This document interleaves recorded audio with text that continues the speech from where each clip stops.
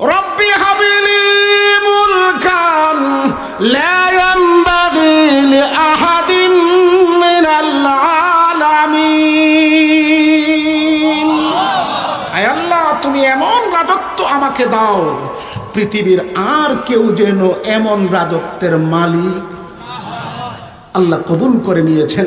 এই জন্য হাদিস শরীফের ভিতরে আছে, ওলামা হযরত বলতে পারবেন, হাদিস শরীফের মধ্যে আসছে রাসূল করিম সাল্লাল্লাহু আলাইহি ওয়াসাল্লাম রাতের বেলা তাহাজ্জুদ নামাজ পড়তে উঠছেন, এক শয়তান জিন আইসা জ্বলন্ত অঙ্গার নবীর কপালের সামনে ধরার চেষ্টা করতেছে। রসুল বলেন, আমি নামাজ থেকেই তাকে ধরে নিতে চাইছিলাম, পরে মসজিদের খুঁটি দিয়া বেঁধে রাখতাম, ফজরের নামাজের পরে তোমরা তারে নিয়ে খেলাধুলা করতে পারবে। কিন্তু আমার সুলাইমান পয়গম্বরের যখন দুয়ার কথা স্মরণ হয়ে গেছে, জিনের উপরে কর্তৃত্ব শুধু আল্লাহ পাক সুলাইমান পয়গম্বরকে দিয়েছেন, অন্য কাউকে দিবেন না, এই মনোভাব নিয়ে আমি জিনকে ধরি নাই, বেঁধেও রাখি নাই, খেলতামাশার ব্যবস্থাও করি নাই। আল্লাহর পয়গম্বর সুলাইমান পয়গম্বরের জন্য স্বর্ণ দিয়া তার রাজমহলের রাস্তা বাধাই করে দেওয়া এটা অসম্ভব কিছু না, কারণ তিনি কার কুদরতে, কার নিয়ামতে নিয়ামতওয়ালা হয়েছেন। মুহতারাম হাজিরিন, কথা যা বলতে দেরি, বাস্তব হতে দেরি হয় নাই। কিছুদিনের মধ্যেই যখন রানী বিলকিসের পক্ষ থেকে সেই দূতেরা কূটনীতি করার জন্য ফলের জুড়ি, গরম কাপড়, স্বর্ণের ইট নিয়ে আসছে, সুলাইমানের দরবারে আইসা দেখে কি অবস্থা। হ্যাঁ, এক বেটা বলে গেছে ব্যাংকে টাকা জমা দিতে। কই গেছে? যায় না? আমরাও তো যাই মাঝে মধ্যে টাকার হেফাজতের জন্য। সিরিয়াল ধরে ক্যাশিয়ারের কাছে টাকা জমা দেওয়ার জন্য দাঁড়াইছে, তো দেখে সামনের লোকটা লিখতেছে 5 লাখ টাকা মাত্র। জমার ঘরে অঙ্কে লিখতেছে কত? মাত্র। যেই মাত্র শব্দটা এটা ব্যাংকের অর্থনীতির একটা পরিভাষা। 5 কোটি হইলেও পরে কি লেখা লাগে? কি লেখা লাগে? পিছনের লোকটা গার্মেন্টসে চাকরি করে, মাস শেষে 5,000 টাকা কোনো রকম সঞ্চয় হয়েছে, ব্যাংকে রেখে দিবে। সেও নিয়ে গেছে 5,000 টাকা ব্যাংকে ক্যাশিয়ারের কাছে জমা দিবে। সামনের লোকটা 5 লাখ টাকা মাত্র লেখছে দেখা টেনশনে পড়ে গেছে গা। 5 লাখ টাকা যদি মাত্র হয়, আমি তো আসছি 5,000 টাকা দিতে, 5 লাখ টাকাই যদি মাত্র হয়, তাহলে আমার 5,000 আছে না নাই? এই জন্য ভদ্রলোক বুদ্ধি করে, হ্যাঁ 5 লাখ টাকা মাত্র আর 5,000 টাকা নাই। কি লেখছে? 5,000 টাকা। সিরিয়াল মতো ক্যাশিয়ারের সামনে যখন জমার স্লিপটা গিয়েছে, ক্যাশিয়ার কয় কি লিখছে এটা? 5,000 টাকা নাই। টাকা তো স্লিপের উপরে আছে, নাই লেখলো কেন? এইটা কার স্লিপ? বলে স্যার আমার স্লিপ। বলে তুমি তো 5,000 টাকা জমার স্লিপের সাথে দিয়েছো, তো 5,000 টাকা নাই লেখলা কেন? বলে স্যার তার একটা রহস্য আছে। বলে কি রহস্য? বলে আমার আগে আপনার কাছে যিনি টাকা জমা দিয়েছেন, তিনি দিয়েছেন 5 লাখ টাকা, তিনি লিখেছেন 5 লাখ টাকা মাত্র। 5 লাখ টাকা যদি মাত্র হয়, তাইলে আমার 5,000 টাকা নাই। এই জন্য নাই শব্দ লিখেছে। মুহতারাম হাজরিন, যে বাদশার রাজ দরবার স্বর্ণের ইট দিয়ে বাধাই করা থাকে, সেই বাদশাহ রানী বিলকিসের পক্ষ থেকে 2খানি স্বর্ণের ইট নিয়ে আসছে। এটা আছে না নাই? আছে না নাই? শরম পড়ে গেছে দূতেরা, রাষ্ট্রদূতেরা। এটা কি বাদশাহ সুলাইমানের সামনে দিবেও না, পকেটে লুকায় রাখবো? এই টেনশনের ভিতরে পড়ছে। সুলাইমান পয়গম্বর তো আগেই হুদহুদ পাখির মাধ্যমে জানছেন, তারা 2খানি স্বর্ণের ইট নিয়ে আসছে, কিছু ফলের ঝুড়ি নিয়ে আসছে, কিছু গরম কাপড় নিয়ে আসছে। সুলাইমান পয়গম্বর তার বাদশাহী মেজাজ নিয়ে বলতেছেন, তোমাদের হাদিয়া নিয়া তোমরাই খুশি থাকো, আমার হাদিয়ার দরকার নাই। তোমাদের রানীকে যাইয়া বলো লড়াইয়ের জন্য প্রস্তুত হইতে। যখন রাষ্ট্রদূতেরা ফিরে গিয়ে রানী বিলকিসকে রাজ দরবারের ঝাঁক জমকতা অবস্থান তুলে ধরেছে, রানী বিলকিস আত্মসমর্পণ করার জন্য সৈন্য সহ ফিলিস্তিনের উদ্দেশ্যে হযরতে সুলাইমানের দরবারে আসার জন্য যখন প্রস্তুতি নিয়ে রওনা হয়েছে, হুদহুদ পাখি তথ্য দিয়েছে আসতেছে রানী। হযরতে সুলাইমান আলাইহিস সালাম রানীকে সারপ্রাইজ দেওয়ার জন্য, আশ্চর্যবোধ করার জন্য বললেন, ঠিক আছে, তুমি তো তার 3টা গুণের কথা বলছো। মহিলা হইয়া দেশ শাসন করে, তার একটা বড় সিংহাসন আছে, সূর্যের পূজা করে। আমার কাছে আসলে আমি ইসলামের দাওয়াত দিয়া মুসলমান বানাইয়া সূর্যের পূজা তাকে বন্ধ করব, কিন্তু তাকে একটা সারপ্রাইজ দিতে চাই। তার যে সিংহাসনটা সেই কি অবস্থায় রেখে আসতেছে। হুদহুদ পাখি বলে, হুজুর, এই সিংহাসনটা বড় তার গর্বের ধন, বড় মায়ার জিনিস, এই জন্য কোনো মানুষের হাত যেন না লাগে, এই জন্য বিশাল বড় দালান কোঠার ভিতরে প্রত্যেকটা দরজায় ডবল ডবল তালা মাইরা চাবিগুলো নিজের হাতে সংরক্ষণ কইরা মানুষের স্পর্শ থেকে বাঁচার জন্য একটা বিশাল বড় রাজভবনের ভিতরে গেট লক করা বন্দি করে আসতেছে। হযরতে সুলাইমান বলেন, তাইলে কাজ হয়েছে। আমার এই দরবারের ভিতরে মানুষ আছো, জিন্নাতরা আছো, পশু পাখিরা আছো, কার ক্ষমতা আছে? যেই ক্ষমতা বলে এই সিংহাসনটা ইয়েমন দেশের সাবা রাজ্য থেকে ফিলিস্তিনে রানী বিলকিস আমার দরবার পর্যন্ত আসার আগেই নিয়ে আসতে পারবে। পারবে এই জন্য বলেছেন, না পারবে না বলেছেন? পারবে না পারবে না? আওয়াজ দিয়া বলেন। ক্বালা ইফরিতুম মিনাল জিন্নি আনা আতিকা ক্বাবলা আন তাকুমা মিন মাকামিক ওয়া ইন্নী আলাইহি লাকাওয়্যুন আমিন। ইফরিত নামক একজন জিন, বিশাল দেহের অধিকারী, অনেক শক্তি সামর্থ্য রাখে জিন্নাতরা। সেই ইফরিত জিন বলল, হুজুর আমি পারবো। বলে সময় লাগবে কতক্ষণ? বলে হুজুর, আপনি প্রতিদিন সকালবেলা 8টা বাজে রাজ দরবারে বিচার করতে বসেন, দুপুর 2টা বাজে জোহরের টাইমে বিচার কার্য শেষ হয়ে যায়। এই মোট 6 ঘন্টা সময়ের ভিতরে সেই ইয়ামনের সাবা রাজ্য থেকে আমি সিংহাসনটা ফিলিস্তিনে আইনা হাজির করতে পারব। তবে বিশ্বাস করেন, আপনার এই সিংহাসন আনতে গিয়ে আমি কোনো ধরনের খিয়ানত করব না। কোনো স্বর্ণের টুকরা, হীরা মতি পান্নার কোনো টুকরা আমার পকেটে আমি আত্মগোপন করব না।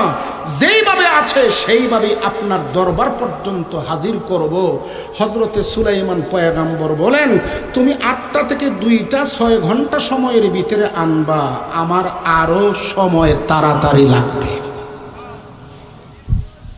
যারে আল্লাহ ক্ষমতা দেয় সে ক্ষমতা ব্যবহার করে না করে? সেই কোথায় কয়েকশো কিলোমিটার দূরে, সেইখান থেকে 6 ঘন্টা সময়ের ভিতরে রানী বিলকিস আসতে লাগবে কমপক্ষে 1 সপ্তাহ, 5 দিন, 7 দিন, আর সে নিয়ে আসবে 6 ঘন্টার ভিতরে। এরপরেও হযরতে সুলাইমান খুশি হতে পারেন নাই। তিনি বলতেছেন আরো কম সময় লাগবে, আরো কম সময়ের ভিতরে আনতে হবে। আমি তোমার এই শক্তিতে খুশি নই। যখন হযরতে সুলাইমান বারবার ঘোষণা করতেছেন এর চেয়ে কম সময়ের ভিতরে রানী বিলকিসের সিংহাসন আমার রাজ দরবার ফিলিস্তিনে হাজির করা চাই, জিন্নাতরা যেখানে ফেল হয়ে গেছে, পশু পাখিরা তারা ফেল হয়ে গেছে, হযরতে সুলাইমানের দরবারের একজন আলেম, যাকে আল্লাহ পাক এলেম দান করেছেন, এলেমের শক্তিটা কতটুকু, এই কথাটাই লালমোহন ভোলার মানুষকে বোঝাতে চাই। কেন আজকে এই মাদ্রাসা করেছেন, এইখানে কেন এলেম শিক্ষা দেওয়া হয়, এইখানে কেন আলেম বানানো হয়, জুমার ইমাম কেন বানানো হয়, জানাজার ইমাম কেন বানানো হয়, জুমার মসজিদের ইমাম কেন বানানো হয়, আলেম কেন প্রয়োজন, এলেমের শক্তি কতটুকু, আজকে এই আল্লাহর কোরআনের ঘটনার থেকে আমরা শিক্ষা নিয়ে যাব ইনশাআল্লাহ। বিসমিল্লাহির রহমানির রহিম।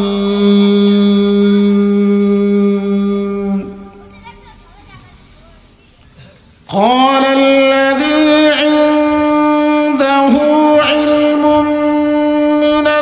الكتاب أنا آتيك به قبل أن يرتد إليك طرفك فلما رآه مستقرا عنده قال هذا من فضل ربي ليبلوني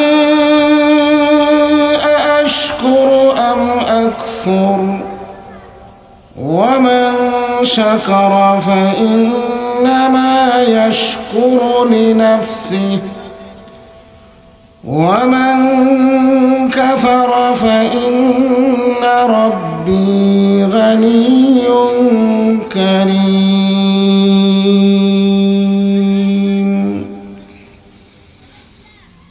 آمنت بالله صدق الله مولانا العظيم.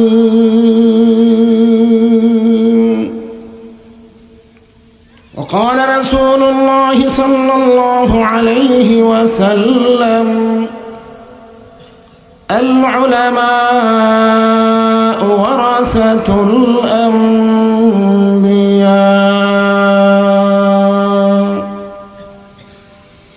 وصدق رسوله النبي الكريم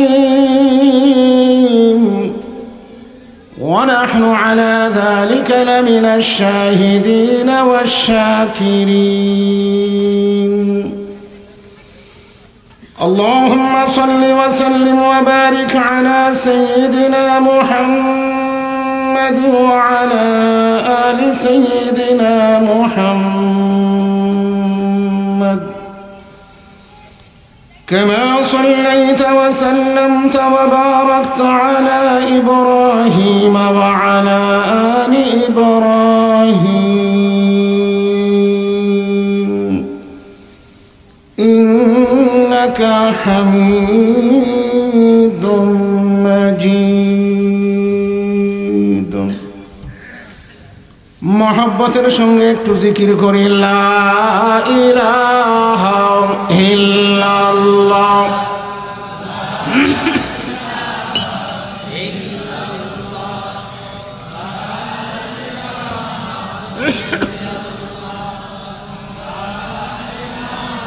জবান খুলে সকলেই মহব্বতের সাথে আল্লাহকে খুশি করার নিয়তে একটু আওয়াজ দিয়ে লা ইলাহা ইল্লাল্লাহ।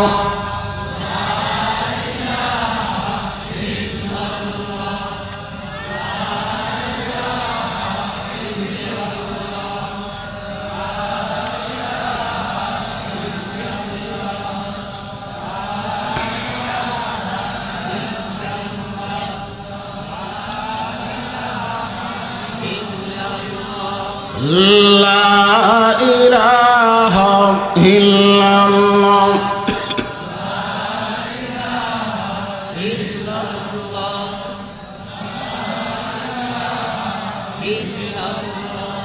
أنت خالقنا أنت مالكنا أنت الذي لا إله إلا الله لا إله إلا الله لا إله إلا الله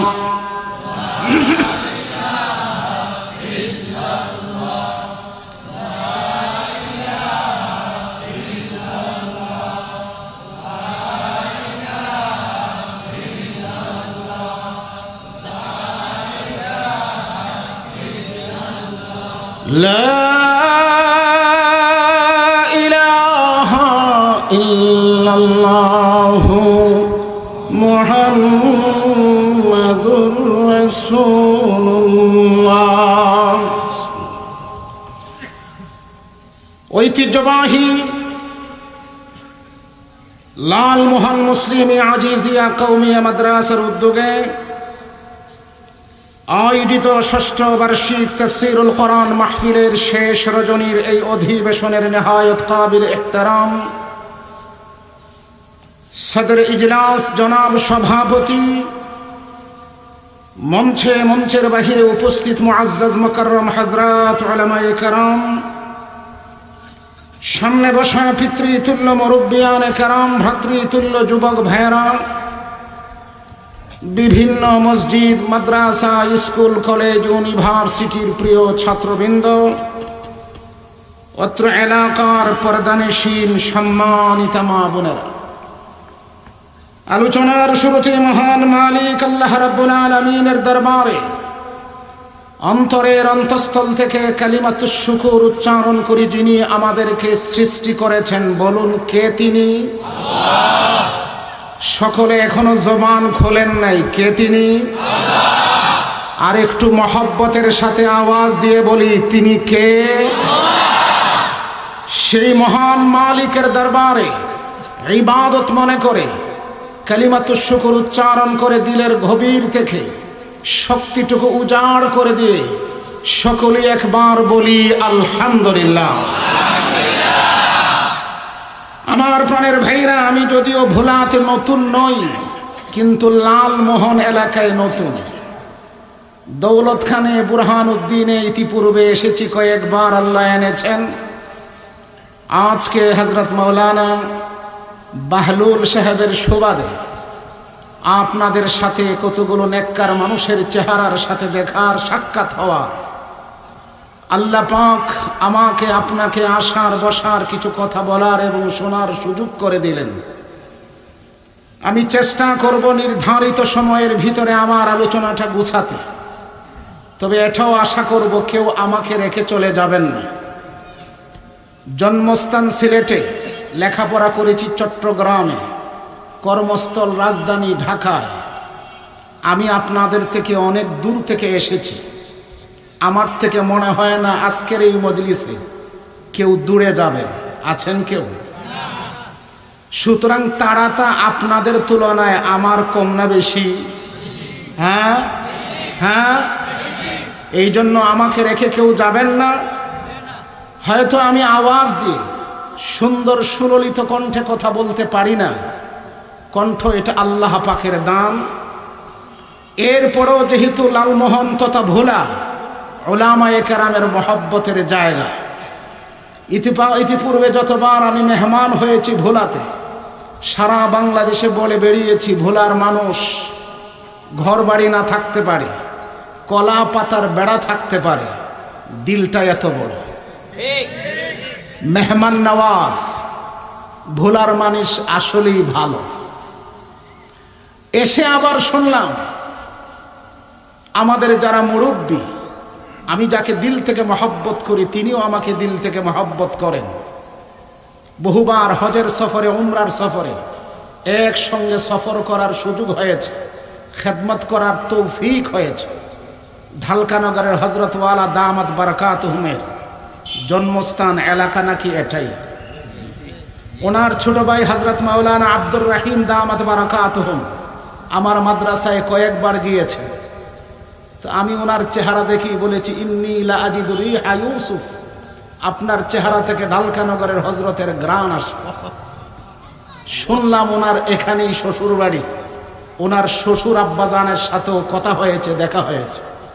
সুতরাং মহব্বতের নজর থেকে আমার কথাগুলো আপনারা শুনবেন। কোরআন হাদিসের বাইরে কথা বলতে পারি না, বলিও না। আল্লাহ পাক যেন কোরআনের মহব্বতে আমাদের সকলকে জমে জমে থাকার তৌফিক দান করুন। মহব্বতের সাথে বলি আমিন। মাঝে মধ্যে আমি যেহেতু ছাত্র পড়াই 30-32 বছর যাবত, ছাত্ররা যদি ক্লাসে কথা না বলে মনে হয় যেন আমার সবক হয়তো বুঝতেছেন। এই জন্য আপনারা আমার কথা বুঝতে আশা করি সমস্যা হবে না। যদিও টাইটেল লেখা আছে সিলেটি, কিন্তু ভাষায় বলবো না সিলেটের কথা। আশা করি বুঝতে কোনো সমস্যা হবে না। আল্লাহ আমাকে তৌফিক দান করুন। কোরআন এবং হাদিসের আলোকে যত সামান্য কথা, যেহেতু একটা দ্বীনি মাদ্রাসা, কলিজা ভরে গেছে।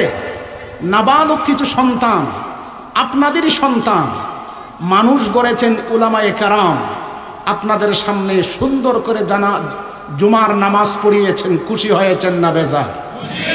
আওয়াজ দিয়ে বলুন খুশি না বেজার? আমরা চাই না আমাদের প্রত্যেকের সন্তান এমন কাবেল যোগ্যতা সম্পন্ন হোক, আমার ইমামতিটা করুক, বিশেষ করে মরণের পরে আমার জানাজার নামাজটা পড়ুক, স্কুলে তৈরি হয় জানাজার ইমাম। হ্যাঁ, যারা না বলেন নাই তারা মনে হয় যে স্কুলে জানাজার ইমাম তৈরি হয়। জুমার ইমাম কোন প্রাথমিক বিদ্যালয়, স্কুল, কলেজ, ইউনিভার্সিটিতে তৈরি হয়? ভোলার মানুষ বলতে হবে।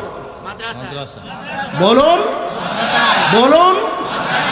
মাদ্রাসায় যেই কিতাবটা পড়ে ইমাম বানানো হয় সেই কিতাবের নাম? আওয়াজ দিয়া বলুন কিতাবের নাম? সেই কোরআন থেকে সূরাতুন নামালে একখানি লম্বা আয়াত আমি আপনাদের সামনে তিলাওয়াত করেছি। মূল টার্গেট কোরআন বিষয়।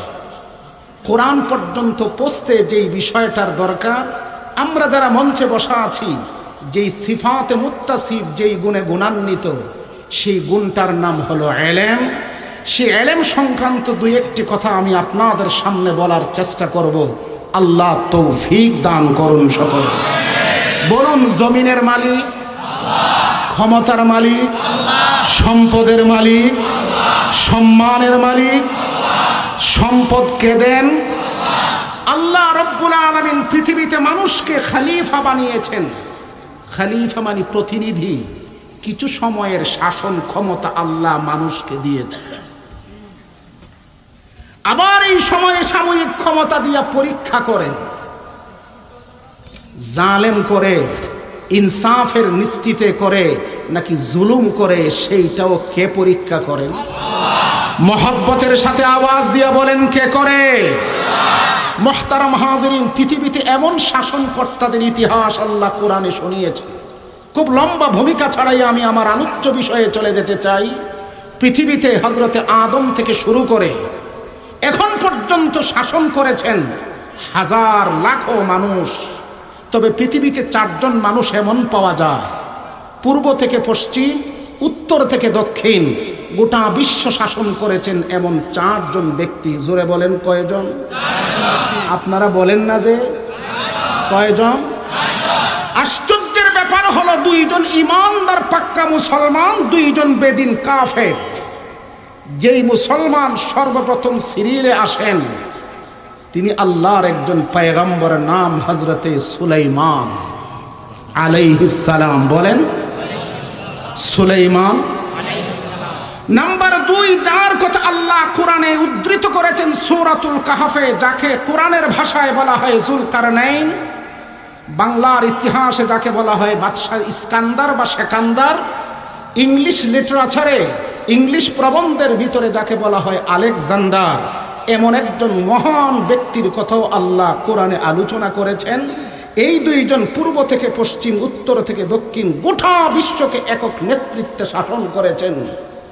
বেদিন দুইজন কাফেরকেও আল্লাহ ক্ষমতা দিয়েছেন। একজন হলো বাদশাহ নমরুদ, নাম মনে হয় এই প্রথম শুনলেন। হ্যাঁ, কোন নবীর যুগে? এই যে সবাই বলতে পারেন কোন নবীর যুগে? বলুন, কথা বলুন, কোন নবীর যুগে? নমরুদ বাদশাহ কোন নবীর যুগে? বলেন, কিছু নিয়ে যাওয়ার মতো শব্দ শিখেন। কোন নবীর যুগে? আরেকজন পাওয়া যায় হযরতে উজাইরের যুগে, বাদশাহ বুখতে নাসার। এই মোট চারজন ব্যক্তি গোটা বিশ্ব একক শাসনে, একক নেতৃত্বে শাসন করেছেন। ক্ষমতা দিয়েছেন কে? মহব্বতের সাথে বলেন, কে ক্ষমতা দিয়েছেন? সেই ক্ষমতাশালী চারজন বাদশার ভিতরে নাম্বার 1 যার ইতিহাস আল্লাহ আমাদেরকে কোরআনে শুনিয়েছেন, হযরতে সুলাইমান আলাইহিস সালাম। সুলাইমান বলেন, যুলকারনাইন বলেন, নমরুদ বলেন, বুখতে নাসার বলেন, জো বাইডেন বলেন, এরপরে ক্লিন্টন বলেন, আর আমাদের শাসক যারা ছিল পালিয়ে গিয়েছে, ভবিষ্যতে যারা স্বপ্ন আশার দেখা করতেছে, সকলেই দুনিয়ার মানুষের উপরে কর্তৃত্ব করে। কিন্তু আল্লাহর পয়গম্বর হযরতে সুলাইমান আলাইহিস সালামকে শুধু মানুষের উপরে আল্লাহ কর্তৃত্ব দেন নাই, আল্লাহ যেমন মানুষের উপরে কর্তৃত্ব দিয়েছিলেন, আল্লাহ তেমন জিন্নাতের উপরে কর্তৃত্ব দিয়েছেন। চিৎকার দিয়ে বলেন সুবহানাল্লাহ। জিন্নাতরাও হযরতে সুলাইমান পয়গম্বরের কথা শুনতো। এই প্রথম শুনলেন না আরো শুনেছেন? আরেকটা নতুন শুনবেন আজকে, সেটা হলো হযরতে সুলাইমান আলাইহিস সালামকে আল্লাহ পাক কর্তৃত্ব দিয়েছিলেন পশু পাখি হাওয়া বাতাস সবকিছুর উপরে। যারা এই মাত্র সুবহানাল্লাহ বললেন, আল্লাহ পাক আপনাদের জন্য আপনাদের নামে বরাদ্দকৃত জান্নাতের জায়গাতে একটা গাছ লাগিয়ে দিয়েছে। যারা দ্বিতীয়বার সুবহানাল্লাহ বললেন, দুইটা গাছ অলরেডি লেগে গেছে। যারা তৃতীয়বারও বললেন, তিনটা গাছ লেগে গেছে। যারা চারবার বলেছেন, আল্লাহ চারটা গাছ লাগিয়ে দিয়েছেন। যারা পঞ্চমবার বলেছেন, 5 নম্বর গাছটাও আল্লাহ পাক জান্নাতের বাড়িতে লাগিয়ে দিয়েছেন। মুহতারাম হাজিরিন, আল্লাহ তার সূরাতুন নামাল, কোরআনের সূরাতুন নামারে বলেন, আমি আল্লাহ ক্ষমতা দিয়েছি সুলাইমান পয়গম্বরকে মানুষের উপরে, জিন্নাতের উপরে, পাখির উপরে। মজার ব্যাপার হইল, হযরতে সুলাইমান আলাইহিস সালামের যেমন মন্ত্রণালয় ভাগ করা ছিল, এর ভিতরে একটা মন্ত্রণালয় ছিল তথ্য মন্ত্রণালয়। কি নাম? বলুন, কথা বলুন। তথ্য মানে কোন দেশে কি হয়, কোন রাজ্যে কি হয়, কোন জেলায় কি হয়, কোন বিভাগে কি হয়, কোন অঞ্চলে কি হয়। তথ্যটা হযরতে সুলাইমানের কান পর্যন্ত পৌঁছাইতে না পারলে, জনগণ বিদ্রোহ করলে শাসন ক্ষমতা চলে যাওয়ার সম্ভাবনাও বলেন বলেন বলেন বলেন বলেন। বৈষম্য বিরোধী ছাত্র আন্দোলনে সরকার বুঝতে পারে নাই এমন ঘটনা ঘটে যাবে। বলেন, লাম সাম মনে করেছে কিছুই হবে না। কারণ এই দেশের বিরোধী দলগুলো হাড় ভাঙ্গা খাটুনি খেটেছে, ঘাম জড়িয়েছে, রক্ত জড়িয়েছে, ক্ষমতার হেরফের করতে। কথা বলেন না যে বাজান? হ্যাঁ, এখানে আরেকটা জিনিস প্রমাণ হয়েছে। আমি বহু মাহফিলে এই কথা বলেছি। আমাদের চোখে ধোঁকা দেয় দুনিয়াদার রাজনীতিবিদরা, আমাদের সামনে মূলা ঝোলায়, আমাদেরকে ফার্ম দেয়, বাতাস দেয়, বলে জনগণই সকল ক্ষমতার উৎস। মাশাআল্লাহ, ভোলার মানুষের ঈমান জিন্দা আছে। যেই কয়েকজন নাউজুবিল্লাহ বলছেন, আমি তাদের মুবারকবাদ জানাই। আল্লাহ তাদের জ্ঞান আরো বাড়িয়ে দিক। জনগণ সকল ক্ষমতার উৎস, জোরে বলে। স্লোগান, ধোঁকা, প্রতারণা, জনগণের সাথে জুচ্চুরি। জনগণ ক্ষমতার উৎস না। চিৎকার করে বলেন, লালমোহনের মুসলমান সকল ক্ষমতার উৎসকে। প্রমাণ হয়েছে 36শে জুলাই মোতাবেক 5ই আগস্ট এই দেশের বিরোধী দল সম্মিলিতভাবে একবার দুইবার নয়, 15-16টা বছর চেষ্টা করেছে ক্ষমতার লুম বাঁকা করতে। কে করে দিলেন? ছাত্র আবাবিল পাখি। মুস্তাকুন নবী দামাত বারাকাতুম বলেছেন, এরা আবাবিল পাখির মতো কাজ করেছে, কল্পনাও করতে পারে নাই। যাদেরকে তোমরা ক্ষমতার উৎস বলো, জনগণের সামনে মূলা ঝোলাও, প্রতারণা করো, প্রমাণ হয়ে গেল আবার সকল ক্ষমতার উৎস জনগণ নয়, আল্লাহ পাল্টাই দিয়েছে সিংহাসন। কথা বলুন, আরো জোরে বলুন, আরো জোরে বলুন। খুশি না বেজার?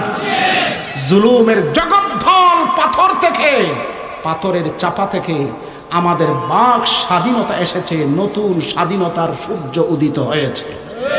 বলুন আল্লাহু আকবার। সুলাইমান আলাইহিস সালামকে আল্লাহ রাব্বুল আলামিন ক্ষমতা দিয়েছিলেন। পাখিরা শুধু কথা শুনতো না, উনি পাখিদের কথাও বুঝতেন। তথ্য মন্ত্রণালয় থেকে জিম্মাদারি দায়িত্ব দিয়েছিলেন একটা পাখিকে। সুবহানাল্লাহ। সে ঘুরে বেড়াতো, তথ্য সংগ্রহ করত। সঙ্গে সঙ্গে ওই পাখিটাকে আরেকটা মন্ত্রণালয়ের দায়িত্ব দিয়েছিলেন, সেটা হলো পানি সম্পদ মন্ত্রণালয়। যেই পাখিটাকে সুলাইমান দুইটা গুরুত্বপূর্ণ মন্ত্রণালয়ের মন্ত্রী বানিয়েছেন, সেই পাখিটা আল্লাহর কোরআনে বলেছেন নাম হুদহুদ। কি নাম? আরো জোরে বলেন। কোরআনের একটা শব্দ শিখে যান, কি? 4টা অক্ষর, এই মাত্র 40টা নেকি হয়েছে কমপক্ষে। কি নাম? 40টা নেকি যারা চান তারা বলেন কি নাম? কি নাম? এই হুদহুদ পাখিটা আমাদের এই ভোলাতেও আছে যত সম্ভব, তবে হুদহুদ নামে নয়, আমাদের সিলেটের অঞ্চলে বলে কাঠ টুকরা পাখি, আপনাদের এখানে কাঠ কোরালি পাখি। সুন্দর হলুদ রং, লম্বা লম্বা খন্তার মতো ঠোঁট। খন্তা চিনেননি? খন্তার মতো ঠোঁট, কুরাইল্লা পাখি। গাছে মারে, ঠকঠক আওয়াজ করে, কিছুক্ষণ পরেই দেখা যায় ছিদ্র হয়ে বাসা হয়ে যায়। এমন পাখি জীবনে দেখেছেন আপনারা অবশ্যই। সেই কুরাইল্লা পাখিটাই হলো কোরআনের বর্ণিত হুদহুদ পাখি। সেই লম্বা লম্বা ঠোঁট, খন্তাওয়ালা ঠোঁটের ভিতরে আল্লাহ এমন কুদরতার শক্তি রেখে দিয়েছিলেন, বালুর উপরে আঘাত করত, কতটুকু গভীরে, কত ফুট নিচে পানি আছে সে বলে দিতে পারত। সুলাইমান আলাইহিস সালাম বিশাল বড় সৈন্যবহর নিয়ে চলতেন, পানির প্রয়োজন হতো, হুদহুদ পাখিকে বলতেন দেখো পানির সন্ধান কোথায়। গভীর নলকূপ গভীর খনন করে এরপরে পানি পাইলাম না, এটা হবে না। এই জন্য হুদহুদ পাখি আগেই ঠুট মারতো আর বলতো এখানে খনন করলে পানি পাওয়া যাবে, এখানে খনন করলে পানি পাওয়া যাবে না। জোরে বলেন সুবহানাল্লাহ। হযরত সুলাইমান আলাইহিস সালাম, ফিলিস্তিন ছিল তার মূল রাজধানী। সেই ফিলিস্তিন থেকে বিশাল বড় সৈন্য বাহিনী নিয়ে রওনা হয়েছেন। মরু এলাকা যাচ্ছেন বহুদূর, এক জায়গায় তাঁবু টানিয়েছেন, পানির প্রয়োজন, পানি শেষ হয়ে গেছে। সুলাইমান বলেন হুদহুদকে কাজে লাগাও। সৈন্য সামন্তরা বলে হুদহুদ তো নাই। সুলাইমান পয়গম্বর বলেন হুদহুদ গেল কোথায়? আল্লাহ সূরাতুন নামলে আমাদেরকে ঘটনাটা শোনান। ওয়াতাফাক্কাদাত তাইর ফাকালা মা লিয়া লা আরাল হুদহুদ আম কানা মিনাল গায়িবিন। সন্ধান করলেন তিনি পাখি হুদহুদে, অনুপস্থিত দেখে বলেন কি হলো আমার, কেন আমি দেখতে পাই না, হুদহুদ কোথায় গেল? সে কি অনুপস্থিত? আমার অনুমতি ছাড়া রাজ দরবার থেকে কেন গেল, আমার সামন থেকে কেন গেল? লা উআযযিবান্নাহু আযাবান শাদীদা, এসেলো আমি তাকে কঠিন শাস্তি দিব, হতে পারে লা আযবাহান্নাহু, জবাইও করে ফেলতে পারি, আও লা ইয়াতিয়ান্নি বিসুলতানিম মুবিন, স্পষ্ট কোন কারণ যদি দর্শাইতে পারে এবারের মতো ক্ষমাও করতে পারে। সুলাইমান আলাইহিস সালাতু ওয়াস সালাম, রাষ্ট্রীয় ঘোষণা, রাজ আর মেজাজ যখন চড়ে বুঝেনি। কতক্ষণ পরে একেবারে পাখাগুলো ছেড়ে দিয়া আত্মসমর্পণের ভঙ্গিতে সুলাইমান আলাইহিস সালামের সামনে গিয়া বলে হুজুর, বিনা কারণে অনুপস্থিত ছিলাম না, আমার দায়িত্ব যেমন পানির সন্ধান করা, পানি সম্পদ মন্ত্রী, আমার আরেকটা দায়িত্ব হলো তথ্যমন্ত্রী। আমি একটা তথ্য জোগাড় করতে গিয়েছিলাম, আপনার এই তথ্যের ব্যাপারে কোনো খবর নাই, এমন একটা অঞ্চলে গিয়েছি যেই অঞ্চলটার নাম হলো সাবা, সেই অঞ্চলে একজন রানী শাসনকর্তা। সুলাইমান বলেন আশ্চর্যের খবর, মহিলা হইয়া দেশ শাসন করে? বলে হ। সুলাইমান পয়গম্বরকে ওই হুদহুদ পাখি বলে সে মহিলা হইয়া যদি দেশ শাসন করে না, বরং তার এমন একটা সিংহাসন আছে যেই সিংহাসনটা সারা পৃথিবীর বাদশাহ আপনি সুলাইমান পয়গম্বরেরও নাই। তাই নাকি? বলে হ্যাঁ। বলে হযরতে সুলাইমান পয়গম্বরকে হুদহুদ পাখি বলতে শুনেন তার সিংহাসনটা এত বড়, পাশে হলো 40 হাত, লম্বায় হলো 80 হাত। সিংহাসন মানে বিশাল বড় চেয়ার। রানী যেই চেয়ারে বসে উচ্চতা হলো 30 হাত। দুনিয়ার এমন কোন মণি মুক্তা হীরা পান্না জৌহর নাই যেটা তার সিংহাসনে লাগানো নাই। সুলাইমান পয়গম্বর বলেন, আশ্চর্য খবর তো। হুদহুদ পাখি বলে, 3 নম্বর আশ্চর্যজনক খবর হইল, এই মহিলা আল্লাহকে পূজা দেয় না, সূর্যের পূজা করে। চিৎকার দিয়ে বলেন না। 3 নম্বর তথ্য যখন সুলাইমান পয়গম্বরের সামনে হুদহুদ পাখি পরিবেশন করেছে, সুলাইমান বলেন, তাইলে তো আর ছাড় নাই। আমি রাষ্ট্রনায়ক, দেশ শাসন করি, পৃথিবী শাসন করি, আর আমারই একটা দেশের সাঞ্চলের ভিতরে একজন রানী শাসন করবে, তার বিশাল বড় সিংহাসন আমার থেকেও থাকবে। আর সবচেয়ে বড় পীড়াদায়ক বিষয় হলো, আমি তাওহীদপন্থী এক আল্লাহর দিকে মানুষকে ডাকি, আর আমার রাষ্ট্রের ভিতরে একটা অঞ্চলে একজন মহিলা সূর্যের পূজা করবে, তা কশিন কালো মেনে নেওয়া।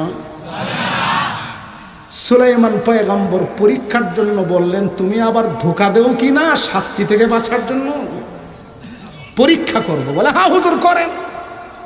বলে, তোমার কথাই যদি বাস্তব হয়, আমি সুলাইমান পয়গম্বর প্রথম তাকে কলেমার দাওয়াত দিব একটা চিঠির মাধ্যমে। পারবা তুমি?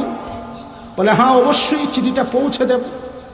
সুলাইমান পয়গম্বর সে একটা ছোট্ট ভাষায়, অল্প কথায়, কয়েকটা শব্দ দিয়ে একটা চিঠি লিখে পাঠাইলেন, সত্য মিথ্যা যাচাই করার জন্য। সত্য যদি হয়, সঙ্গে সঙ্গে কলেমার দাওয়াত দিয়ে দেওয়া হলো। কলেমার দাওয়াত যদি গ্রহণ করে মুসলমান হয়, আলহামদুলিল্লাহ, না হইলে তার বিরুদ্ধে আমি সৈন্য পরিচালনা করব। হযরতে সুলাইমান পয়গম্বর একটা চিঠি লিখলেন। সেই চিঠির ধারাভাষ্য আল্লাহ পাক এই সূরাতুন নামলের 19 নম্বর পারার ভিতরে আল্লাহ পাক শোনান, ইন্নাহু মিন সুলাইমান ওয়া ইন্নাহু বিসমিল্লাহির রাহমানির রাহিম আল্লাহ তাআলু আলাইয়া ওয়াতুনি মুসলিমিন। ইন্নাহু মিন সুলাইমান, আমি এই পত্রটা পাঠাইলাম সুলাইমান পয়গম্বরের পক্ষ থেকে। এই চিঠির বক্তব্য শুরু হলো, বিসমিল্লাহির রাহমানির রাহিম। বিসমিল্লাহ দিয়া শুরু করলেন, আল্লাহ তাআলু আলাইয়া, আমার উপরে বাহাদুরি করো না, আমার সঙ্গে বাড়াবাড়ি করো না, আমার কাছে মুসলমান হয়ে আত্মসমর্পণ করো। এই চিঠি ছোট্ট কথায় লিখে হুদহুদ পাখিকে দিলেন। হুদহুদ লম্বা ঠোঁটের ভিতরে চিঠিটাকে ভরে নিয়ে উড়াল দিয়ে একেবারে সাবা রাজ্যে চলে গেল। যাইয়া দেখে দুপুর বেলা সেন্ট্রি পাহারাদার, আর্মি, পুলিশ, বিডিআর চতুর্দিক দিকে পাহারা। রানী ঘুমাবার সময় ঘুমাইতেছে, সামনে দিক দিয়া যাওয়া সম্ভব না, তো বেলকনি দিয়া ওই হুদহুদ পাখি একেবারে রাজ দরবারের অন্দরমহলে ঢুইকা ঘুমন্ত অবস্থায় রানী বিলকিসের বুকের উপরে চিঠি রাইখা আসছে। রানী বিলকিস যখন নির্ধারিত সময়ে ঘুম ভাঙছে, বুকের উপরে চিঠি, ভয় পাওয়ার কথা না কথা। শত শত সেন্ট্রি পাহারাদার, আর্মি, পুলিশ, বিডিআর থাকতে আমার এই রাজমহলের অন্দর কোঠায় কে ঢুকলো, কে চিঠি পৌঁছাইল? সে তো পারতো আমাকে প্রাণে বিনাশ করে, আমাকে জবাই করে হত্যা করে জেলে ধরলো। পুলিশ বিডিআরের অফিসারদেরকে ডাকলো, বলে, না স্যার, আমাদের সামনে দিয়া কোনো গমনকারী যায় নাই। বলে, চিঠি আসলো কোত্থেকে? পরে যখন চিঠি খুলছে, খুইলা দেখে কার পক্ষ থেকে চিঠি। আরো তো ভয়ে তরতর করে কাঁপতে শুরু করেছে। আমি ছোট্ট একটা অঞ্চলের রানী শাসন করি, সুলাইমান গোটা পৃথিবী শাসন করে, তার পক্ষ থেকে চিঠি, তাও আমার ঘুমন্ত অবস্থায়, শত শত সেন্ট্রি আর পাহারাদার থাকা অবস্থায় আমার কামরার ভিতরে চিঠিটা পৌঁছে দিয়েছে। ভয়ের কারণ সঙ্গে সঙ্গে মন্ত্রী পরিষদকে ডাকলো, পরামর্শ মিটিং করলো। আমার কাছে এমন একটা চিঠি আসছে, আমি আপনাদের জবাব চাই, পরামর্শ চাই। তখন ওই মন্ত্রী পরিষদের পক্ষ থেকে এক একজন এক এক জবাব দিয়ে বলতেছে, ভয় পাবেন না রানী, আমাদের সৈন্য সামন্ত বহু আছে, প্রয়োজনে সুলাইমানের সাথে আমরা লড়াই করতে প্রস্তুত হয়ে যাব। সুলাইমান পয়গম্বরের সাথে লড়াই করে পারবে? আল্লাহ যাকে ক্ষমতা দেয়, কি দেয়? আরো জোরে কন। কিছু থাকলেই দেয়, কিছু বুদ্ধিবাদ্যা থাকলেই দেয়, না হয় দেয় না। কথা বলুন ঠিক কিনা? আমার প্রাণের ভাইরা, ওই রানী বিলকিস তখন কূটনীতিক চাল চালার চেষ্টা করলো যে না না, তার সাথে লড়াই করে পারার মতো সৈন্য সামন্ত আমার নাই, একটা কূটনীতিক চাল করি, দেখি তার সাথে একটা লিয়াজু করা যায় কিনা। আমার এই সাবাটা হলো ইয়ামন দেশের একটা অঞ্চল, ইয়ামন দেশে বড় রকমারি ফসল উৎপাদিত হয়, বিশাল কিছু ফলের ঝুড়ি, আনকমন কিছু ফলের ঝুড়ি পাঠাই, কিছু গরম কাপড় পাঠাই বাদশাহ সুলাইমানের জন্য। সঙ্গে বাদশাহ সুলাইমান যেটা বাদশাহ হিসাবে পছন্দ করে স্বর্ণ অলংকার, তার জন্য কিতাবের মধ্যে লেখে 2খানি স্বর্ণের ইট হাদিয়া হিসাবে সুলাইমানের দরবারে পাঠায়।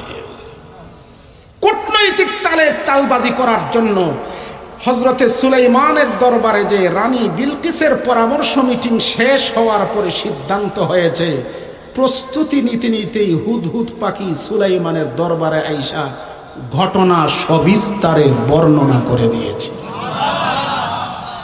সুলাইমান আলাইহিস সালাম বলেন, আমার চিঠির জবাব বুঝি হাদিয়া? আমি হাদিয়ার পাগল, আমি কিছু ফলের ঝুড়ি আর কিছু গরম কাপড় আর 2খানি স্বর্ণের ইট পাইয়া সন্তুষ্ট হয়ে যাব।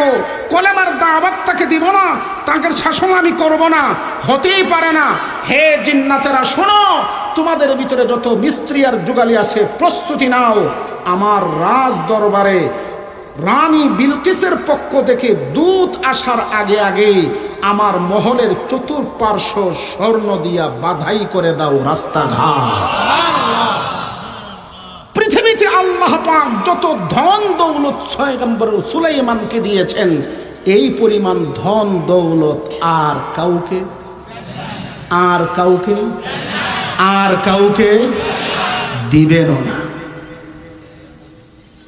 রব্বি হাবিলি মুলকান লা ইয়ানবাগি লিআহাদিন মিনাল আলামিন। আয় আল্লাহ, তুমি এমন রাজত্ব আমাকে দাও, পৃথিবীর আর কেউ যেন এমন রাজত্বের মালিক। আল্লাহ কবুল করে নিয়েছেন। এই জন্য হাদিস শরীফের ভিতরে আছে, ওলামা হযরত বলতে পারবেন, হাদিস শরীফের মধ্যে আসছে রাসূল করিম সাল্লাল্লাহু আলাইহি ওয়াসাল্লাম রাতের বেলা তাহাজ্জুদ নামাজ পড়তে উঠছেন, এক শয়তান জিন আইসা জ্বলন্ত অঙ্গার নবীর কপালের সামনে ধরার চেষ্টা করতেছে। রসুল বলেন, আমি নামাজ থেকেই তাকে ধরে নিতে চাইছিলাম, পরে মসজিদের খুঁটি দিয়ে বেঁধে রাখতাম, ফজরের নামাজের পরে তোমরা তারে নিয়ে খেলাধুলা করতে পারবে। কিন্তু আমার সুলাইমান পয়গম্বরের যখন দুয়ার কথা স্মরণ হয়ে গেছে, জিনের উপরে কর্তৃত্ব শুধু আল্লাহ পাক সুলাইমান পয়গম্বরকে দিয়েছেন, অন্য কাউকে দিবেন না।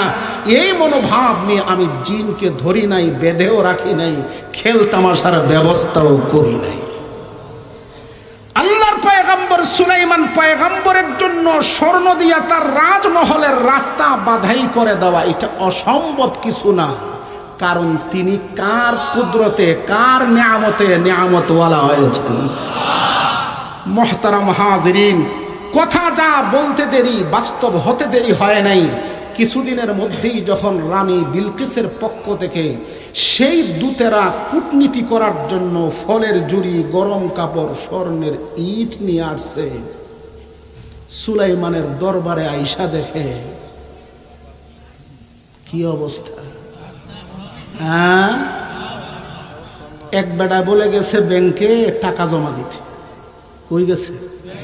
যায় না? আমরাও তো যাই মাঝে মধ্যে টাকার হেফাজতের জন্য। সিরিয়াল ধরে ক্যাশিয়ারের কাছে টাকা জমা দেওয়ার জন্য দাঁড়াইছে, তো দেখে সামনের লোকটা লিখতেছে 5 লাখ টাকা মাত্র। জমার ঘরে অঙ্কে লিখতেছে কত? মাত্র। যেই মাত্র শব্দটা এটা ব্যাংকের অর্থনীতির একটা পরিভাষা। 5 কোটি হইলেও পরে কি লেখা লাগে? কি লেখা লাগে? পিছনের লোকটা গার্মেন্টসে চাকরি করে, মাস শেষে 5,000 টাকা কোনো রকম সঞ্চয় হয়েছে, ব্যাংকে রেখে দিবে। সেও নিয়ে গেছে 5,000 টাকা ব্যাংকে ক্যাশিয়ারের কাছে জমা দিবে। সামনের লোকটা 5 লাখ টাকা মাত্র লেখছে দেখা টেনশনে পড়ে গেছে গা। 5 লাখ টাকা যদি মাত্র হয়, আমি তো আসছি 5,000 টাকা দিতে, 5 লাখ টাকাই যদি মাত্র হয়, তাহলে আমার 5,000 আছে না নাই? এই জন্য ভদ্রলোক বুদ্ধি করে, হ্যাঁ 5 লাখ টাকা মাত্র আর 5,000 টাকা নাই। কি লেখছে? 5,000 টাকা। সিরিয়াল মতো ক্যাশিয়ারের সামনে যখন জমার স্লিপটা গিয়েছে, ক্যাশিয়ার কই কি লিখছে এটা? 5,000 টাকা নাই। টাকা তো স্লিপের উপরে আছে, নাই লেখলো কেন? এইটা কার স্লিপ? বলে স্যার আমার স্লিপ। বলে তুমি তো 5,000 টাকা জমার স্লিপের সাথে দিয়েছো, তো 5,000 টাকা নাই লেখলা কেন? বলে স্যার তার একটা রহস্য আছে। বলে কি রহস্য? বলে আমার আগে আপনার কাছে যিনি টাকা জমা দিয়েছেন, তিনি দিয়েছেন 5 লাখ টাকা, তিনি লিখেছেন 5 লাখ টাকা মাত্র। 5 লাখ টাকা যদি মাত্র হয়, তাইলে আমার 5,000 টাকা নাই। এই জন্য নাই শব্দ লিখেছি। মোহতারাম হাজরিন, যে বাদশার রাজ দরবার স্বর্ণের ইট দিয়ে বাধাই করা থাকে, সেই বাদশাহ রানী বিলকিসের পক্ষ থেকে 2খানি স্বর্ণের ইট নিয়ে আসছে। এটা আছে না নাই? আছে না নাই? শরম পড়ে গেছে দূতেরা, রাষ্ট্রদূতেরা। এটা কি বাদশাহ সুলাইমানের সামনে দিবেও না, পকেটে লুকায় রাখবো? এই টেনশনের ভিতরে পড়ছে। সুলাইমান পয়গম্বর তো আগেই হুদহুদ পাখির মাধ্যমে জানছেন তারা 2খানি স্বর্ণের ইট নিয়ে আসছে, কিছু ফলের ঝুড়ি নিয়ে আসছে, কিছু গরম কাপড় নিয়ে আসছে। সুলাইমান পয়গম্বর তার বাদশাহী মেজাজ নিয়ে বলতেছেন, তোমাদের হাদিয়া নিয়া তোমরাই খুশি থাকো, আমার হাদিয়ার দরকার নাই। তোমাদের রানীকে যাইয়া বলো লড়াইয়ের জন্য প্রস্তুত হইতে। যখন রাষ্ট্রদূতেরা ফিরে গিয়ে রানী বিলকিসকে রাজ দরবারের ঝাঁক জমকতা অবস্থান তুলে ধরেছে, রানী বিলকিস আত্মসমর্পণ করার জন্য সৈন্য সহ ফিলিস্তিনের উদ্দেশ্যে হযরতে সুলাইমানের দরবারে আসার জন্য যখন প্রস্তুতি নিয়ে রওনা হয়েছে, হুদহুদ পাখি তথ্য দিয়েছে আসতেছে রানী। হযরতে সুলাইমান আলাইহিস সালাম রানীকে সারপ্রাইজ দেওয়ার জন্য, আশ্চর্যবোধ করার জন্য বললেন, ঠিক আছে তুমি তো তার 3টা গুণের কথা বলছো। মহিলা হইলা দেশ শাসন করে, তার একটা বড় সিংহাসন আছে, সূর্যের পূজা করে। আমার কাছে আসলে আমি ইসলামের দাওয়াত দিয়া মুসলমান বানাইয়া সূর্যের পূজা তাকে বন্ধ করব। কিন্তু তাকে একটা সারপ্রাইজ দিতে চাই, তার যে সিংহাসনটা সেই কি অবস্থায় রেখে আসতেছে। হুদহুদ পাখি বলে, হুজুর এই সিংহাসনটা বড় তার গর্বের ধন, বড় মায়ার জিনিস, এই জন্য কোনো মানুষের হাত যেন না লাগে, এই জন্য বিশাল বড় দালান কোঠার ভিতরে প্রত্যেকটা দরজায় ডবল ডবল তালা মাইরা চাবিগুলো নিজের হাতে সংরক্ষণ কইরা মানুষের স্পর্শ থেকে বাঁচার জন্য একটা বিশাল বড় রাজভবনের ভিতরে গেট লক করা বন্দি করে আসতেছে। হযরতে সুলাইমান বলেন, তাইলে কাজ হয়েছে। আমার এই দরবারের ভিতরে মানুষ আছো, জিন্নাতরা আছো, পশু পাখিরা আছো, কার ক্ষমতা আছে? যেই ক্ষমতা বলে এই সিংহাসনটা ইয়েমন দেশের সাবা রাজ্য থেকে ফিলিস্তিনে রানী বিলকিস আমার দরবার পর্যন্ত আসার আগেই নিয়ে আসতে পারবে। এই জন্য বলেছেন না পারবে না বলেছেন? পারবে না পারবে না? আওয়াজ দিয়া বলেন।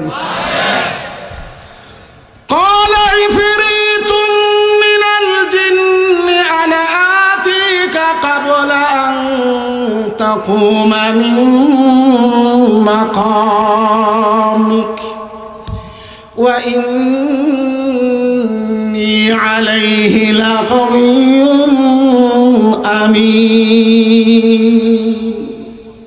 ইফরিত নামক একজন জিন, বিশাল দেহের অধিকারী, অনেক শক্তি সামর্থ্য রাখে জিন্নাতরা। সেই ইফরিত জিন বলল, হুজুর আমি পারবো। বলে সময় লাগবে কতক্ষণ? বলে হুজুর আপনি প্রতিদিন সকালবেলা 8টা বাজে রাজ দরবারে বিচার করতে বসেন, দুপুর 2টা বাজে জোহরের টাইমে বিচার কার্য শেষ হয়ে যায়, এই মোট 6 ঘন্টা সময়ের ভিতরে সেই ইয়ামনের সাবা রাজ্য থেকে আমি সিংহাসনটা ফিলিস্তিনে আইনা হাজির করতে পারব। তবে বিশ্বাস করেন আপনার এই সিংহাসন আনতে গিয়ে আমি কোনো ধরনের খিয়ানত করব না, কোনো স্বর্ণের টুকরা, হীরা মতি পান্নার কোনো টুকরা আমার পকেটে আমি আত্মগোপন করব না, যেইভাবে আছে সেইভাবে আপনার দরবার পর্যন্ত হাজির করব। হযরতে সুলাইমান পয়গম্বর বলেন তুমি 8টা থেকে 2টা 6 ঘন্টা সময়ের ভিতরে আনবা, আমার আরো সময় তাড়াতাড়ি লাগবে। যারে আল্লাহ ক্ষমতা দেয় সে ক্ষমতা ব্যবহার করে না করে? সেই কোথায় কয়েকশো কিলোমিটার দূরে, সেইখান থেকে 6 ঘন্টা সময়ের ভিতরে রানী বিলকিস আসতে লাগবে কমপক্ষে 1 সপ্তাহ, 5 দিন, 7 দিন, আর সে নিয়ে আসবে 6 ঘন্টার ভিতরে। এরপরেও হযরত সুলাইমান খুশি হতে পারেন নাই, তিনি বলতেছেন আরো কম সময় লাগবে, আরো কম সময়ের ভিতরে আনতে হবে, আমি তোমার এই শক্তিতে খুশি নই। যখন হযরত সুলাইমান বারবার ঘোষণা করতেছেন এর চেয়ে কম সময়ের ভিতরে রানী বিলকিসের সিংহাসন আমার রাজ দরবার ফিলিস্তিনে হাজির করা চাই, জিন্নাতরা যেখানে ফেল হয়ে গেছে, পশু পাখিরা তারা ফেল হয়ে গেছে, হযরত সুলাইমানের দরবারের একজন আলেম যাকে আল্লাহ পাক এলেম দান করেছেন, এলেমের শক্তিটা কতটুকু এই কথাটাই লালমোহন ভোলার মানুষকে বোঝাতে চাই। কেন আজকে এই মাদ্রাসা করেছেন, এইখানে কেন এলেম শিক্ষা দেওয়া হয়, এইখানে কেন আলেম বানানো হয়, জুমার ইমাম কেন বানানো হয়, জানাজার ইমাম কেন বানানো হয়, জুমার মসজিদের ইমাম কেন বানানো হয়, আলেম কেন প্রয়োজন, এলেমের শক্তি কতটুকু, আজকে এই আল্লাহর কোরআনের ঘটনার থেকে আমরা শিক্ষা নিয়ে যাব ইনশাআল্লাহ। এলেমের শক্তি আছে না নাই? আওয়াজ দিয়ে বলেন মুসলমান, এলেমের শক্তি আছে না নাই? এলেম কোথায় শিখানো? এখন কথা কয় না, এখন কথা কয় না। এই যে আলেম ওলামারা পাগড়ি বেঁধে বসে আছেন, এলেম শিখে আলেম হয়েছেন, এমন শক্তি যেই শক্তির মাধ্যমে বান্দার সাথে আল্লাহর সম্পর্ক হয়, চিরস্থায়ী সুখের ঠিকানা, জান্নাতের মালিক আল্লাহ এলেমের মাধ্যমে করে দেন। কথা বলুন ঠিক কিনা? আরো জোরে বলেন কথা ঠিক কিনা? এলেম না থাকলে আল্লাহরে চিনা যাবে? বলেন বলেন, এলেম ছাড়া আল্লাহরে? এলেমের দাম বেশি না আমলের দাম বেশি? হ্যাঁ, এলেমের দাম বেশি না আমলের দাম বেশি? হ্যাঁ, যদি এলেম থাকে আর খেতের আইলে দাঁড়াইয়া আপনি নামাজ পড়েন, মেঘনা নদীতে নৌকায় দাঁড়াইয়া নামাজ পড়েন, তাইলেও নামাজ হয়ে যাবে। কিন্তু বাইতুল্লাহর সামনে দাঁড়াইছেন মক্কা শরীফে, আপনার এলেম নাই, মাসআলা জানেন না, বাইতুল্লাহর সামনে নামাজ পড়লো নামাজ? আরো জোরে বলেন কথা ঠিক কিনা?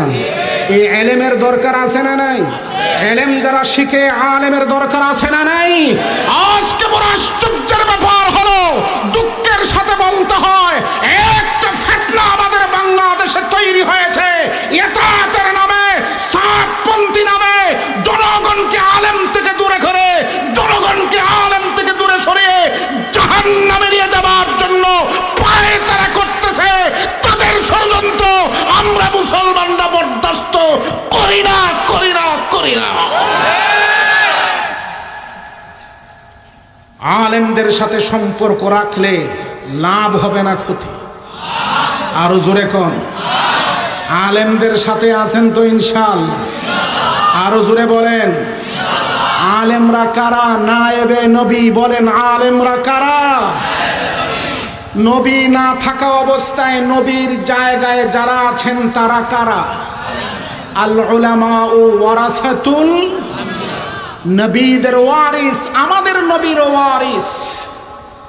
নবীর নমুনা যদি আমরা কারো মাঝে দেখতে চাই তারা হলেন আলেমদেরকে মেনে চললে হেদায়েতের আশা করা যায়, আর আলেমদের থেকে দূরে সরে গেলে নিশ্চিত গুমরাহি, কোনো সন্দেহ নাই। এই জন্য আলেমের দরকার নেই, আলেমের দরকার নেই। আমরা আলেমের সাথে আছি না আলেমরা আমাদের সাথে আছে? এই কথা স্লোগান ঠিক করে বলেন, আলেমের সাথে আছেন না আলেমরা আপনাদের সাথে আছে? আমাদের সাধারণ মুসলমানদের বক্তব্য আমরা আলেমদের সাথে আছি। ওই দলের লোকদেরকে বললে বলে আমাদের সাথেও আলেম আছে। বুঝেন না এই কথা? ওদের সাথেও আলেম আছে। আলেম তো হবে ইমাম, সাধারণ মুসলমান হবে মুক্তাদি। আর যদি বলে এই কথা আমাদের সাথেও আলেম আছে, এর অর্থ হলো আমরা ইমাম, আলেমরা মুক্তাদি। নামাজ ঠিক থাকবো? কথা কয়। হুজুরদেরকে জিজ্ঞাসা করেন, একজন আলেম যদি জান্নাওয়ালা থাকে আর একজন কেরাত সহিনা এইরকম একজন লোক যদি ইমামতি করে, তাইলে 3 দল মানুষের নামাজ নষ্ট হয়। ওই ইমামের নামাজ নষ্ট হয়, যোগ্য লোক থাকে কেন ইমাম বানানো হলো না? আর ওই জাহেলের নামাজ নষ্ট হয়, ইমামরে আলেমরে কেন ইমাম বানানো হলো না? আর যে আসছে সারা নামাজ নষ্ট হয়, সে যোগ্য আলেমকে কেন ইমাম বানানো না? এই জন্য ইমাম বানাবো আমরা আলেমদেরকে, মুক্তাদি বানাবো। পারবো ইনশাআল্লাহ। এলেমের শক্তি আছে না নাই? এলেমের সাথে সম্পর্ক রাখতে রাজি আছেন তো ইনশাআল্লাহ? আল্লাহর কোরআন আমাদেরকে চোখে আঙ্গুল দিয়া বলে, আল্লাহর কোরআন থেকে আমি তিলাওয়াত করেছি যে কোরআনের আয়াতের মধ্যে আল্লাহ বলেন, قال الذي عنده علم من الكتاب أنا آتيك به قبل أن يرتد إليك طرفك। ইলমওয়ালা আলেম বলতেছে সে একজন মানুষ। হযরতে সুলাইমান পয়গম্বরের মন্ত্রী পরিষদের অন্যতম সদস্য। আল্লাহ তার গুণ বয়ান করে বলতেছেন, সেই লোকটা বলল যার ভিতরে ইলম ছিল, হুজুর আল্লাহ আমাকে এমন ইলম দিয়েছেন, এই ইলমের বদৌলতে আল্লাহর দেওয়া নিয়ামতের কারণে 6 ঘন্টা সময়ও আমার সিংহাসন সাবা থেকে ফিলিস্তিনে আনতে লাগবে না। আপনি চক্ষুটা খুলবেন আর বন্ধ করবেন, আপনি সিংহাসন সামনে হাজির পেয়ে যাবেন। কয় ঘন্টা? কথা কয় না, কথা কয় না। বলার মুসলমান কথা বুঝতেছে না মনে হয়। 6 ঘন্টা, 3 ঘন্টা, 1.5 ঘন্টা, 1 ঘন্টা, চোখের পলক ফেলতে 1 সেকেন্ড। সুবহানাল্লাহ, সুবহানাল্লাহ। বাস্তবে তাই হয়েছে। ঘটনা বলা উদ্দেশ্য না, শিক্ষা নেওয়া হলো উদ্দেশ্য। আল্লাহ রাব্বুল আলামিন এমন শক্তি ইলমের ভিতরে রেখে দিয়েছেন। হযরত সুলাইমান পয়গম্বর আশ্চর্য হয়ে বলেন, তুমি পারবে? বলে হ্যাঁ পারবো, আমি আল্লাহর দেওয়া ইলমের বদৌলতে পারবো। পারবো বলতে দেরি, চোখ বন্ধ করেছেন আর খুলেছেন, সামনে দেখেন রানী বিলকিসের সিংহাসন উপস্থিত। ফালাম্মা রাআহু মুস্তাকিরান ইনদা, হযরতে সুলাইমান যখন রানী বিলকিসের সিংহাসন তার সামনে উপস্থিত পাইলেন, আমরা হইলে তো কলারে ধরে বলতাম, চিনছো আমারে কেডা? একটু বাহাদুরি দেখাইতে পারলেই বাহাদুরি শুরু হয়ে যায়। কলার ধরে বলে, চিনো আমি কেডা? ফাঁসির আসামিরে মুক্ত করতে পারি। হযরত সুলাইমান আলাইহিস সালাম থেকে শিক্ষণীয় মুসলমান সঙ্গে সঙ্গে বলতেছেন, তিনি আল্লাহ পাকের কুদরতের অবস্থা দেখে বলতেছেন, হাযা মিন ফাজলে রাব্বি, এটা আমার রব আল্লাহর দান ছাড়া আর কিছুই না। কে করেছেন? কে করে দিয়েছে? অতি আশ্চর্যজনক কিছু দেখলেই সুপর্দ করতে হয় আল্লাহর দিকে, তখন বলতে হয় সুবহানাল্লাহ। আল্লাহ যদি কোনো নিয়ামত দিয়ে দেন তখন বলতে হয় হাযা মিন ফাজলি রাব্বি, এটা আমার আল্লাহর দয়া, আমার বাহাদুরি, আমার শিক্ষা, আমার শক্তি কিছুই না। আল্লাহ রাব্বুল আলামিনের এই নিয়ামত প্রকাশ করতে গিয়া সুলাইমান পয়গম্বর কত সুন্দর করে বলতেছেন, লিয়াবলুয়ানি আশকুরু আম আকফুর। আল্লাহ আমাকে পরীক্ষা করে দেখতে চান আমি আল্লাহর নিয়ামত পাইয়া শুকর আদায় করি নাকি নাফরমানি করি। সুবহানাল্লাহ, সুবহানাল্লাহ। এই জন্য আল্লাহর নিয়ামত পাইলে কি করতে হয়? শুকর আদায় করতে হয়। বলেন কি করতে হয়? বলেন বলেন কি করতে হয়? ও লালমোহনের মুসলমান, ভালো করে শুনুন। এতদিন পর্যন্ত ওয়াজ শুনেছেন, কবরে কয়টা প্রশ্ন হবে? এই যে ভুলে গেছে, আমি এর বেশি একটাও কমো না। কবরে কয়টা? হাসরের ময়দানে কয়টা? 4টা অথবা 5টা, 4টেই রাখি। তাহলে কবরে 3 প্রশ্ন, জানি তো। হাসরের ময়দানে কয় প্রশ্ন? 4। 4 আর 3 কথা বলেন। যারা বলেন না এরা মনে হয় যুগ ফলো জানেন না। 4 আর 3 কত?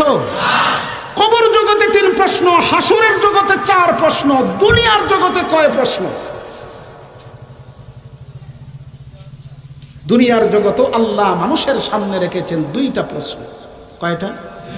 কয়টা বলুন? দুনিয়াতে কয়টা? কবরে কয়টা? 2 আর 3, এই যে কয়টা? হাসরের ময়দানে কয়টা? 5 আর 4 কত? এই 9 প্রশ্নের জবাব যে দিতে পারবে তারই হবে জয়, তারই হবে জয়, তারই হবে জয়। কবরে কয়টা? হাসরে কয়টা? দুনিয়াতে কয়টা? দুনিয়াতে কোন 2টা? আমার প্রাণের ভাইরা, এটাই শেখার বিষয় আজকের সবক। দুনিয়াতে আল্লাহ আছে, চাই ইমানদার হোক মুসলমান হোক, কাউকে পুরা নিয়ামত দেয় না, আবার কাউকে পুরা দুঃখ দেয় না। নিয়ামত আর মুসিবতের মাঝখানে মানুষের জীবন। জীবনের শুরুতে দুঃখে ভরা, দুঃখে ভরা, দুঃখে ভরা। জীবনের সুখে একবারে পায়ের উপরে পা রেখে জীবন যাপন করে 7 তলা 10 তলা বাড়ির মালিক হয়। কিন্তু এক সময় সে অন্যের বাড়িতে জুগালি খাটছে, মুনি খাটছে, গরু রাখালি করছে, অন্যের গোবর ঠুকাইছে, অন্যের বাড়িতে মুনিগিরি করছে। জীবনের শেষে আইসা 5 তলা 7 তলা বিল্ডিং এর মালিক হয়েছে। এমন নজির ভুলায় নাই। হ্যাঁ, আমি একা বলি নাই, আপনারা এতগুলো মানুষ বলতেছেন আছে, তাইলে তো আপনাদের পাল্লাই ভারী। আবার দেখা গেছে জুনার চামচ নিয়ে জন্ম নিয়েছে, জীবনে কোনো কষ্ট ছিল না, কিন্তু জীবনের শেষ পর্যায়ে আইসা কিছুই নাই, রাস্তার পারে কোনো রকম ঝুপড়ি ঘর বানাইয়া জীবন যাপন করে ভিক্ষার থালা নিয়ে মানুষের বাড়িতে বাড়িতে যায়। এমন লোক মনে হয় লালমোহনে নাই। হ্যাঁ, তাহলে আপনারা এতগুলো লোক বলতেছেন আছে, তাইলে অবশ্যই। তাহলে দুনিয়াটা এমন একটা জায়গা, কাউকে আল্লাহ চিরদিনের জন্য সুখী বানায় না, কাউকে চিরদিনের জন্য দুঃখী। চিরদিনে কেউ সুখী না। জীবনের শুরুতে সুখ, জীবনের শেষে দুঃখ। জীবনের শুরুতে দুঃখ, জীবনের শেষে সুখ। নিয়ামত আর মুসিবত 2টার ভিতরে আল্লাহ মানুষের জীবন দিয়েছে। হোক সে বেঈমান, হোক সে ইমানদার, হোক সে কাফের। মুহতারাম হাজিরিন, আল্লাহ পাক দুনিয়াতে নিয়ামত দিয়েও পরীক্ষা করে, আল্লাহ দুনিয়াতে মুসিবত দিয়েও পরীক্ষা করে। আল্লাহর প্রশ্ন কয়টা দুনিয়ার জগতে? 2টা। নিয়ামত পাইয়া বান্দা শুকর আদায় করছো কিনা, আলহামদুলিল্লাহ বলেছো কিনা, আর মুসিবতে পইরা সবর করে ইন্না লিল্লাহি ওয়া ইন্না ইলাইহি রাজিউন বলেছো। তাইলে আমাদের জীবনে সুখ আসলে কি বলবো? আলহামদুলিল্লাহ। বলুন কি বলবো? দুঃখ আর মুসিবতের সংবাদ আসলে কি বলবো? এটা খালি মরার খবর শুনলে ইন্না লিল্লাহ। হ্যাঁ, নৌকা ডুববে গেছে গা, মাছ যা ধরছিল মেঘনা নদীতে সব গেছে গা, তখনও কি বলতে হবে? হ্যাঁ, কি বলতে হবে? আগুন লাগছে পাশের বাড়িতে, কি বলতে হবে? হুসটকে পড়ে গেছেন গা, কি বলতে হবে? আল্লাহর নবী সাহাবীদেরকে বলেন, তুমি রাস্তা দিয়ে হাঁটতেছো, হুসটকেয়া স্যান্ডেলের ফিতা ছিঁড়ে গেছে গা, তখনও বলো ইন্না লিল্লাহ। সাহাবী বলেন, তখনও ইন্না লিল্লাহ? বলে হ্যাঁ, এটাও একটা মুসিবত। তুমি যদি ইন্না লিল্লাহ বলো, তাহলে এর চেয়ে ভালো জুতা স্যান্ডেলের ব্যবস্থা মালিক করে দিবে। দুনিয়াতে কয়টা পরীক্ষা? একটা হলো নিয়ামত দিয়া পরীক্ষা, আর একটা মুসিবত দিয়া। নিয়ামতের মোকাবেলায় কি বলবো? ঘুম নিয়ামত না মুসিবত? এই মুসলমান, ঘুম নিয়ামত না মুসিবত? যার ঘুম আসে না, ট্যাবলেট খাইয়া ঘুমাইতে হয়, তারে জিগায়েন ঘুম কত দামি। রাখাল ছেলে, বাড়ি নাই ঘর নাই, অন্যের ঘর রাখালি করে, গরু রাখালি করে। সেই ক্ষেত খামারে গিয়া গাছের উপরে উঠাইয়া ঠেঙ্গে ঠেঙ্গে পেঁচ লাগাইয়া নাক ডাইকা গাছের ডালে ঘুমায়। মনে সুখ আছে এই জন্য। মনে আরেক বেচারা 7 তলা বিল্ডিং এর মালিক, নিজের ছেলে বিদেশে গেছে, চোরা কারবারিতে ধরা পড়ছে, জেলখানায় গেছে, এসি করা রুম, 7 তলা বাড়ি, 10,000 টাকা তাদের জাজিম আর কম্বল গায়ে ঘুমায়, ঘুম কেন? এইখানে শান্তি? শান্তির মালিককে, অশান্তির মালিককে। শান্তি পাইলে আলহামদুলিল্লাহ, আর অশান্তি পাইলে ইন্না লিল্লাহ, সবর করতে হয়।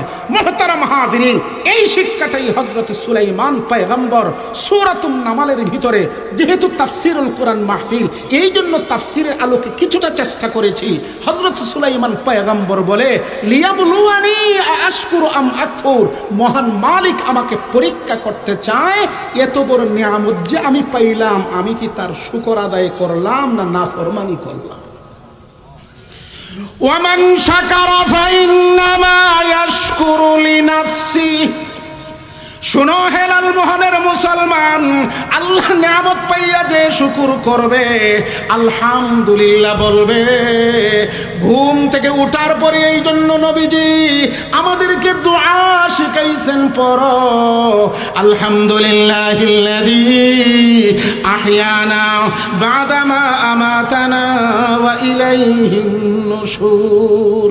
সকল ধন্যবাদ দেই সেই মহান মালিক আল্লাহ রব্বুল আলামিনকে, যিনি মরণ নামক ঘুম আমাকে দিয়েছিলেন, সেইখান থেকে আবার পুনরায় জীবন দিয়েছেন।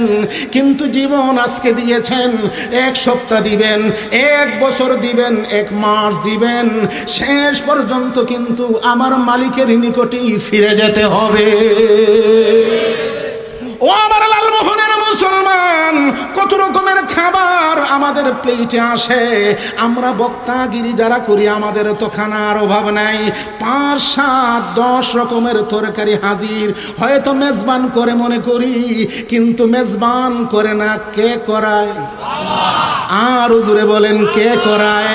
এই জন্য আল্লাহর নিয়ামত খাইয়া আমরা বলে উঠি আলহামদুলিল্লাহিল্লাযী আত'আমানা ওয়া সাকানা ওয়া জা'আলানা মিনাল মুসলিমিন।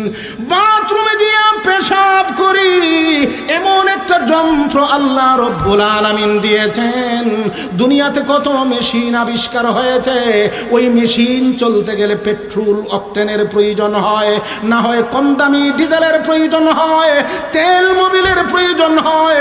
40টা বছর পর্যন্ত আল্লাহর দেওয়া মেশিন, কুদরতি মেশিন যে ব্যবহার করেছেন, কত হাজার টাকার অকটেন পেট্রোল দিয়েছেন, ডিজেল দিয়েছেন। না না, কোনো ডিজেল ব্যবহার করতে হয় নাই, পেট্রোল অকটেন ব্যবহার করতে। আমরা তো এই কথাটা বলতে পারবো, সকল নিয়ামত ভোগ করে আলহামদুলিল্লাহ। ঘুম থেকে উঠতে কি এই কথাটা বলতে পারবো না আলহামদুলিল্লাহ? খাওয়ান থেকে উঠতে কি বলতে পারবো না আলহামদুলিল্লাহ? বাথরুম থেকে বের হইয়া বলতে পারবো না আলহামদুলিল্লাহ? কাজের শুরুতে, ও মা বোনেরা ভালো করে শুনুন, কাজের শুরুতে শুধু বলবেন বিসমিল্লাহ, কাজের শেষে বলবেন আলহামদুলিল্লাহ। আপনি এই জগতের লালমোহনের রাবিয়া বসরি হয়ে যাবেন। পারবেন ইনশাআল্লাহ? অসাধারণ মাছ ধরেন আপনারা, চাষবাস করেন, নারিকেলের চাষ করেন, সুপারির চাষ করেন, শুধুমাত্র আল্লাহর হুকুম উলামায়ে কেরামের সাথে মিলে মিলে করেন। সকল নিয়ামত শুরু করেন বিসমিল্লাহ দিয়া, কাজ শেষ করে বলেন আলহামদুলিল্লাহ। আমি বলে গেলাম, আপনারা এই যুগের জুনায়েদ বাগদাদি হয়ে যাবেন ইনশাআল্লাহ। কাজের শুরুতে যারা বলেন না, তারা কি জানেন না বিসমিল্লাহটাও? বলেন, কাজের শুরুতে কি বলবো, কাজের শেষে কি বলবো? পারবো তো ইনশাআল্লাহ, পারবো তো ইনশাআল্লাহ। সুলাইমান পয়গম্বর বলেন, লিয়াবলুয়ানি আশকুরু আম আকফুর। আমাকে আল্লাহ পরীক্ষা করতে চান, এত বড় নিয়ামত পাইয়া আমি আল্লাহর শুকর আদায় করি নাকি নাফরমানি করি। আমি আল্লাহর শুকর আদায় করি আলহামদুলিল্লাহ। মুহতারাম হাজিরিন, এই ইলম আমাদের সমাজে প্রয়োজন আছে না? শেষ একটা ঘটনা বলে দেই। আমি তো সেই ফিলিস্তিনের আজ থেকে 3 থেকে 3,500 বছর পূর্বে কোরআনের বাস্তব ঘটনা আপনাদেরকে শুনাইলাম। সুলাইমান পয়গম্বর তিনি আরব দেশের, আমাদের ভারত উপমহাদেশের একটা ইতিহাস শুনাইয়া আমি আমার আলোচনাটা শেষ করার দিকে চলে যাব। আমার প্রাণের ভাইরা, এই ভারত উপমহাদেশ শাসন করেছেন এমন একজন বাদশার নাম বাদশাহ সুলতান মাহমুদ গজনভি। কি নাম? একটু শিখেন, কি নাম? সুলতান মাহমুদ গজনভি। 3টা শব্দ, সুলতান মাহমুদ গজনভি। সুলতান মানে বাদশাহ, নাম হইল মাহমুদ, গজনী এলাকার অধিবাসী, এই জন্য তাকে গজনভি বলা হয়। তিনি শাসন করেছেন পাক ভারত উপমহাদেশের বিশাল একটা অঞ্চল। তিনি একজন বাদশার সন্তান, তার বাবার নাম ছিল সবুকতুগিন। কি নাম? সুলতান মাহমুদ গজনভির বাবা সবুকতুগিন বাদশাহ, দেখায় শোনায় টল ফিগার, সুন্দর মানুষ ছিল। কিন্তু সুলতান মাহমুদ গজনভি বাবার সন্তানের প্রতিচ্ছবি হতে পারেন নাই। বাবা ছিলেন অনেক লম্বা চূড়া সুন্দর মানুষ, সুলতান মাহমুদ হয়েছেন বেঠে এবং কালো। বেঠে, বেঠে বুঝছেন কি কয় আপনাদের? বাচ্চা, বাচ্চা আবার হলো কালো। যার কারণে অনেক মানুষই সন্দেহ করেছে যথাসম্ভব ওনার মা হয়তো অন্য কোথাও থেকে ধার নিয়েছে। মাশাআল্লাহ, আপনারা তো অনেক সচেতন, অনেক ধন্যবাদ। তাহলে বুঝে নিয়েছেন। এই একটা সন্দেহ ছিল, বাবার চেহারার সাথে মিল নাই, বাবার লম্বার দিক থেকে মিল নাই, বাবার রঙের সাথে মিল নাই। এই জন্য মানুষ অন্যায়ভাবে সন্দেহ করতেছে যে ওনার মা হয়তো অন্য কোন লোক থেকে ধার নিয়েছেন। এইটা ওনার কান পর্যন্ত আসছে। এইরকম একটা পরিস্থিতির সম্মুখীন হওয়ার পর সুলতান মাহমুদ গজনভি একদিন দেখা তার উজির আজম প্রধানমন্ত্রীকে বলতেছেন, বহুদিন ধরে বাপের আমল থেকে তুমি উজির আজম, আজকে আমার মনের ভিতরে বড় কষ্ট আসছে। এই 3টা প্রশ্নের জবাব যদি তুমি দিতে না পারো, তোমার উজিরগিরি যাবে, তোমার হাত কাটা যাবে, রাষ্ট্রীয় যত ভোগ করেছ সমস্তগুলো কেড়ে নেওয়া হবে। অবশ্যই অবশ্যই আমার 3টা প্রশ্নের জবাব দিতে হবে। প্রশ্ন নম্বর 1, আমার বাবার চেহারার সাথে, বাবার রঙের সাথে আমার মিল না থাকার কারণে মানুষ আমার ব্যাপারে সন্দেহ করে, তার জবাবটা কি হবে আপনাকে বলতে হবে। এটা কি উজিরে আজমের কাজ? 2 নম্বর হইল, এই মুহূর্তে আল্লাহর রাস্তায় কোন জিনিসটা দান করলে সরাসরি আল্লাহ কবুল করেন, সেইটাও আপনাকে বলতে হবে। কয়টা প্রশ্ন? 3 নম্বর প্রশ্ন হইল, আমরা দেশ শাসন করি, কিছুদিন পর পরেই বিভিন্ন রাজ্য হামলা করে বিশাল অঞ্চল মুসলমানদের কর্তলগত করি, বিশাল বিশাল রাজ্য আমরা জয় করে নেই। আল্লাহর রসুল আলেমদেরকে কেন নবীর ওয়ারিস বলছেন, আমাদের সুলতান আর রাজা বাদশাকে কেন ওয়ারিস বলেন নাই, তার জবাব দিতে হবে। কঠিন প্রশ্ন। সুলতান মাহমুদ গজনভির উজির আজম থরথর করে কাঁপতেছে, শেষ পর্যন্ত বুদ্ধিমানের মতো চাইতেছে, হুজুর আমাকে 1 সপ্তাহ সময় দেন, কঠিন 3টা প্রশ্নের জবাব তৈরি করার জন্য আমার সময় লাগবে। 1 সপ্তাহ পরে আপনাকে আপনার কঠিন প্রশ্নের জবাব দিয়ে দিই। বলে যান, ঠিক আছে 1 সপ্তাহ সময় দিলাম, তবে অবশ্যই জবাব দিতে হবে। 2 দিন পরে সুলতান মাহমুদ গজনভি এক রাষ্ট্র সফর করবে, অঞ্চল সফর করবে, সবাই নিয়ে চলছে, চলো আমরা সফর করি। চলতেছে লম্বা পথ, রাত্রেও চলতেছে, দিনেও চলতেছে, রাতের গভীরে সৈন্য বাহিনী নিয়ে চলতেছে। এমতো অবস্থায় কথার কথা, লালমোহনচর ফ্যাশনের রাস্তা দিয়ে যাওয়ার সময় লাইট পোস্ট, সরকারি লাইট পোস্টের কাছে একজন মাথায় টুপি, গায়ে জুব্বা, মাথায় পাগড়ি, একজন তালেবে ইলম কিতাব খুইল্লা সবক মুখস্থ করতেছে। এই অবস্থাটা দেখে সুলতান মাহমুদ গজনভি বড় হৃদয়ে মায়া লাগলো, কার সন্তান গভীর রজনীতে সরকারি লাইটের কাছে কিতাব খুলে খুলে বিড়বিড় করে কি জানি মুখস্থ করতেছে। একজন সৈন্য তার কাছে পাঠাইল, আরো ওই বাচ্চাটাকে আমার কাছে নিয়ে আসো। ওই মাদ্রাসার তালেবে ইলম সুলতান মাহমুদ গজনভিকে জীবনে দেখে নাই, চিনেও না। আসার পরে বলে, সাহেব কেন আমাকে ডেকেছেন? তখন সুলতান মাহমুদ গজনভি প্রশ্ন করে, বাবা এই গভীর রজনীতে বাড়িতে সরকারি লাইট পোস্টের কাছে তুমি বিড়বিড় করে কিতাব খুলে খুলে কি পড়তেছ? অন্যান্য তোমার বয়সের বাচ্চারা সকলেই তো ঘুমে বেগুরু ঘুমাইতেছে। ওই তালেবে ইলম বাচ্চাটা বলে, হে জনাব, একটু কথা মন দিয়ে শুনুন, আমি এমন একজন মাদ্রাসার ছাত্র যার মা নাই বাবা নাই।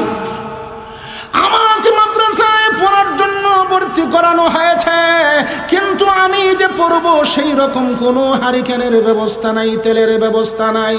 আমার সহকর্মী সহপাঠী বন্ধু বান্ধবরা রাত 10টা 10:30 পর্যন্ত পড়ে, আমি ওদের হারিকেনের আলোয় ওদের তেলে আমিও তাদের সঙ্গে সঙ্গে কিতাবটা দেখে দেখে মুখস্থ করি। কিন্তু আজকে পড়া উস্তাদজি বেশি দিয়েছেন, ওই 10টা 10:30 পর্যন্ত আমার সাথী বন্ধুদের হারিকেনের আলোতে পড়ে সবক শেষ হয় নাই। ফজরের নামাজের পরে উস্তাদজিকে আমাকে সবক শোনাইতে হবে, আমার ওই ক্ষমতা নাই। আমার সহপাঠীদের হারিকেনের তেল জ্বালাইয়া আমি পড়ব, এই জন্য সরকারি লাইট পোস্টের কাছে এসেছি। আমার সবক মুখস্থ হবে, এরপরে আমি ঘুম যাইব। সুলতান মাহমুদ গাজনবীর কাছে করুন এই দৃশ্যটা বড় গভীরভাবে রেখাপাত করলো। সঙ্গে সঙ্গে সুলতান মাহমুদ গাজনবী ও তার সৈন্য একজনকে বলল, যাও যাও, আমাদের সফরের একটা বড় হেজাগ লাইট তাকে উপহার হাদিয়া দিয়ে দাও, আর এই নাও কিছু দিনার দিরহাম টাকা পয়সা তাকে দিয়ে দাও, তেলের পয়সা। আর ওই এলাকার গভর্নরকে দেখে বলে দিও, এই বাচ্চাটা যতদিন পর্যন্ত লেখাপড়া করবে তার যাবতীয় ব্যবহার যেন আমার সরকারি কোষাগার থেকে দেওয়া হয়। এই কথা বলে ছোট বাচ্চা খুশি হইয়া চলে গিয়েছে। সুলতান মাহমুদ তার সৈন্যবাহিনী সহ পরের দিন পর্যন্ত সফর করেছে। 2 দিন লাগাতার সফর করার কারণে ক্লান্তি এসেছে। রাতের বেলা এশার নামাজ পড়ে যখন ঘুমিয়েছে, ঘুমের ঘুরে নুরানি চেহারার একজন মহামানব মুহাম্মাদুর রাসূলুল্লাহ সাল্লাল্লাহু আলাইহি ওয়াসাল্লামকে দেখতেছে। আল্লাহর নবী ওই সুলতান মাহমুদ গাজনবীকে ডেকে বলেন, ইয়া ইবনা সুবুকতুগিন আ'আজ্জাকাল্লাহু কামা আ'আযাজতা ওয়ারিসি, ইয়া ইবনা সুবুকতুগিন আ'আজ্জাকাল্লাহু কামা আ'আযাজতা ওয়ারিসি। এই কথা বলার সঙ্গে সঙ্গে স্বপ্ন ভেঙে গেল। সঙ্গে সঙ্গে সে ফজরের নামাজের জন্য প্রস্তুতি নিল। ফজরের নামাজের পরে তার সঙ্গে থাকা আলেম উলামাদেরকে ডেকে আইনা সম্মানের সাথে বলল, আমি গভীর রাতে ঘুমের মাঝে এই স্বপ্ন দেখেছি, এই স্বপ্নের ব্যাখ্যা আপনারা আলেমরা দিবেন। এই আলেমদের পক্ষ থেকে একজন আলেম বলেন, বাদশাহ আপনার 3 প্রশ্নের জবাব পেয়ে গেছেন, আপনার 3 প্রশ্নের জবাব পেয়ে গেছেন।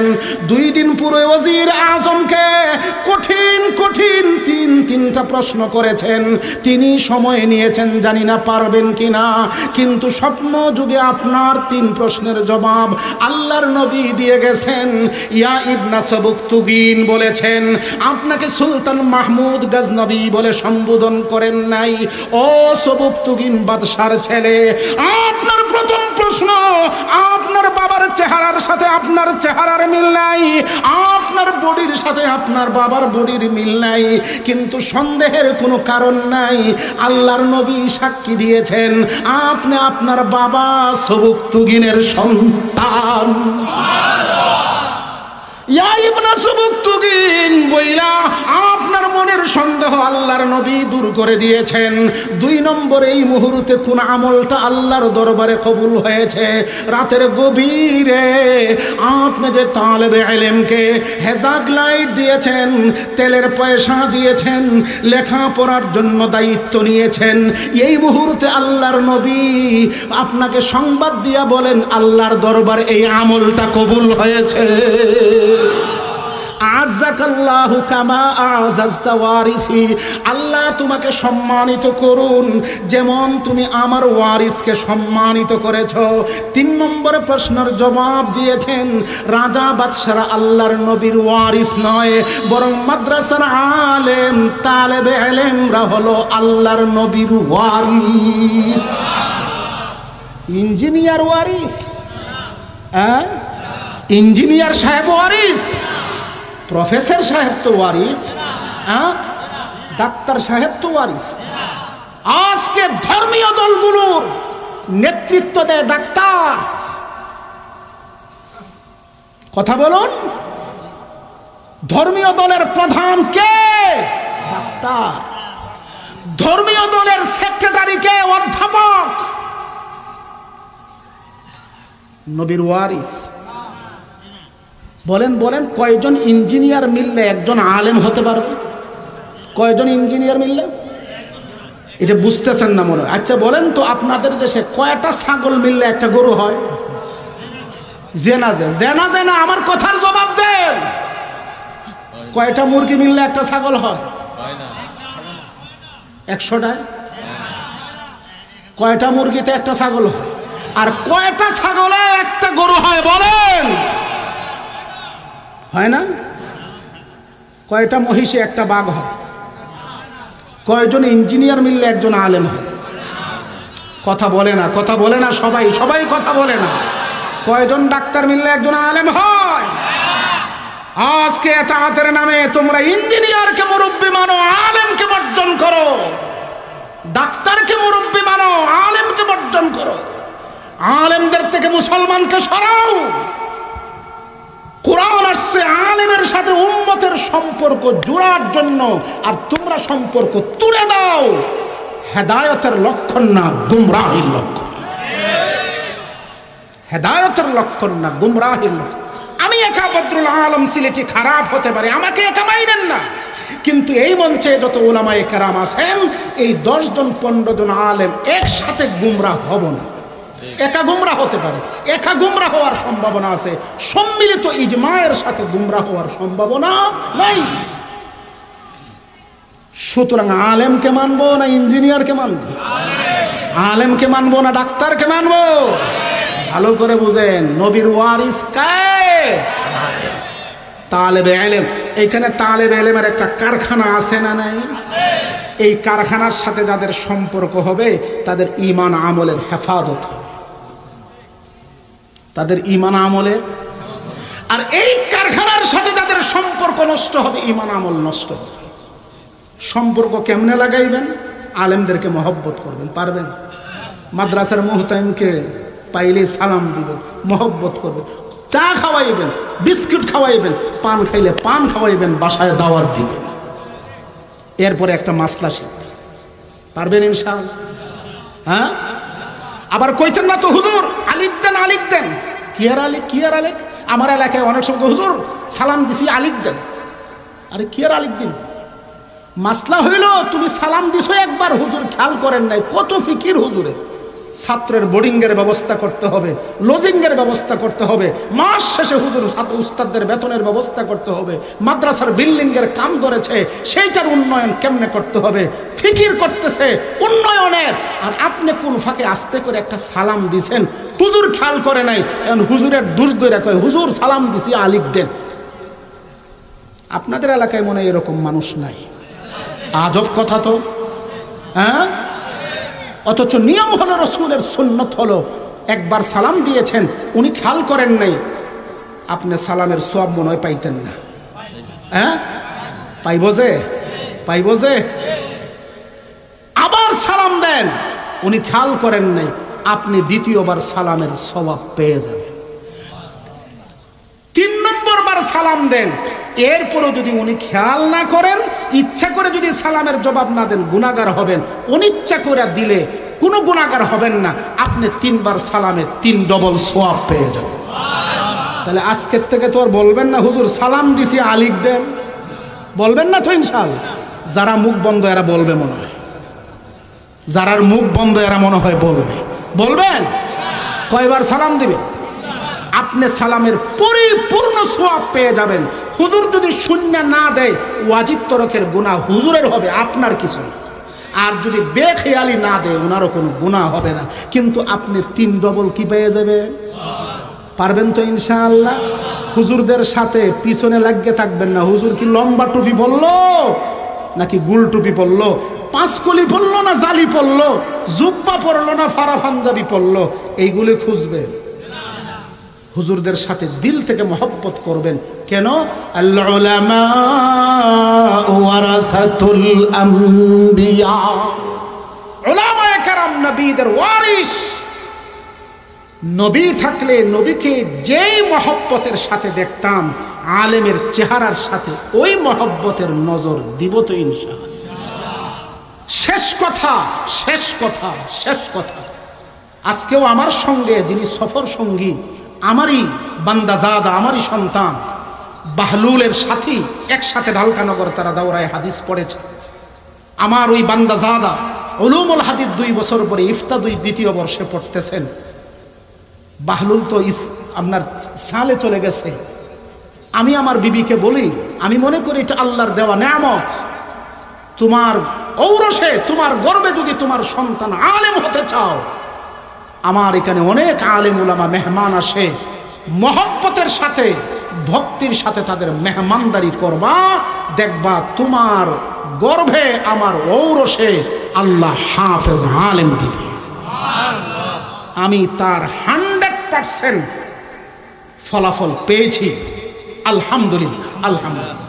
আপনাদেরকেও এই সবকটা দেই, দিলের গভীর থেকে আলেমের সাথে মহব্বত রাখবেন, মাদ্রাসার ছাত্রের সাথে মহব্বত করবেন। শাশিরে যাইয়া, ভাবিরে যাইয়া, খালারে যাইয়া বলবেন, তোমার ঔরসে যদি সন্তান আলেম হতে চাও, আলেমের মহব্বত করো, তালেবে আলেমের খেদমত করো। অন্তত তোমার গর্বে না হলেও তোমার সন্তানদের গর্বে হবে, তোমার বংশে আলেম হবে। আর তুমি যদি আলেমের সমালোচনা করো, গীবত শিকায়ত করো, এই ইমাম সাহেব এমন, এই ইমাম সাহেব হেমন, এইরকম যদি সমালোচনা করো, আল্লাহর দোহাই দিয়া বলি, তোমার ঘরে আলেম হবে না, জালেম তৈরি। আমাদের মুক্তি আলেমদের মহব্বতে, কথা বলুন ঠিক কিনা? মাদ্রাসার মহব্বতে, মসজিদের মহব্বতে, পীর বুজুর্গ ওলি আউলিয়া যেখানে পাই, ওনাদের সাথে একটু বসি, একটু কথা শুনি, একটু মায়ার নজরে দেখি। হাত যদি হুজুর বাড়াই মুসাফ করার জন্য, মুসাফা করি, দোয়া চাই, দেখবেন ইনশাআল্লাহ আপনার নসলান বাদা নাসলিন, আপনার বংশের ভিতরে আলেমের হাফেজ তৈরি হবে। ও আমার মুসলমান, শেষ কথা, লালমোহনের মুসলমান, আগের যুগে সবচেয়ে বড় নেয়ামত ছিল নবী হওয়া। আমার বংশে একজন নবী হইলে আমার যেমন দাম বাড়ত, আমার যেমন ইজ্জত বাড়ত, বর্তমান যুগে নবী হওয়ার কোনো সম্ভাবনা নাকি? কাদিয়ানি টাদিয়ানি আছে আপনাদের এলাকায়? হ্যাঁ, আছে, আছে, আছে, কাদিয়ানি আছে। লালমোহনে না, ভুলায়, এই যে হুজুর কইতেছে আছে, ভুলায় আছে কাদিয়ানি। কাদিয়ানিরা মনে করে নবীর পরে নবী আসতে পারে, অথচ বাস্তবতা হলো নবীর পরে, কথা বলেন, কথা বলেন, কথা বলেন, নবীর পরে। নবীর যখন ধারাবাহিকতা ছিল, তখন বংশের ভিতরে নবী হওয়া ছিল শ্রেষ্ঠ মর্যাদা, আল্লাহর সবচেয়ে বড় দেওয়া নিয়ামত। আর বর্তমান পৃথিবীতে যেহেতু নবুয়ত নাই, ইলম হলো সবচেয়ে বড় আল্লাহর দেওয়া নিয়ামত। এই ইলম দ্বারা তালেবে ইলম হয়, ইলম দ্বারা আলেম হয়।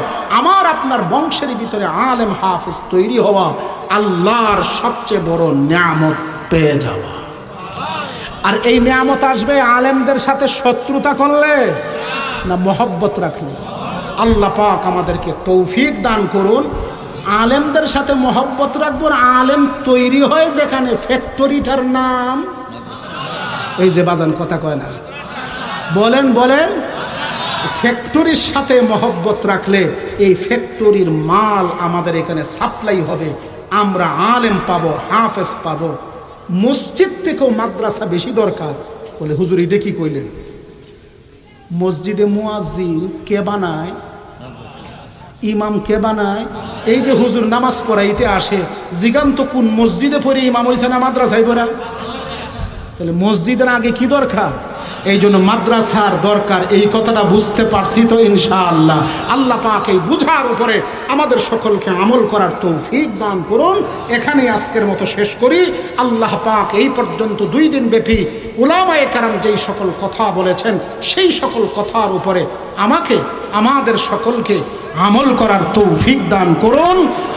মাওলানা বাহলুলের মাধ্যমে আপনাদের সাথে সাক্ষাৎ এবং দ্বীনি কিছু মুযাকারা করার সুযোগ আল্লাহ দিয়েছেন, তারও শুকরিয়া আদায় করি, আপনাদেরও শুকরিয়া আদায় করি। ওয়া আখিরু দাওয়ানা আনিল হামদুলিল্লাহি রাব্বিল আলামিন। যারা বসে আছেন, যারা দাঁড়িয়ে আছেন বসে পড়ুন, মোনাজাত হয়ে যাবে ইনশাআল্লাহ। কর্তৃপক্ষ কোনো ঘোষণা থাকলে করুন। জি জি, কেউ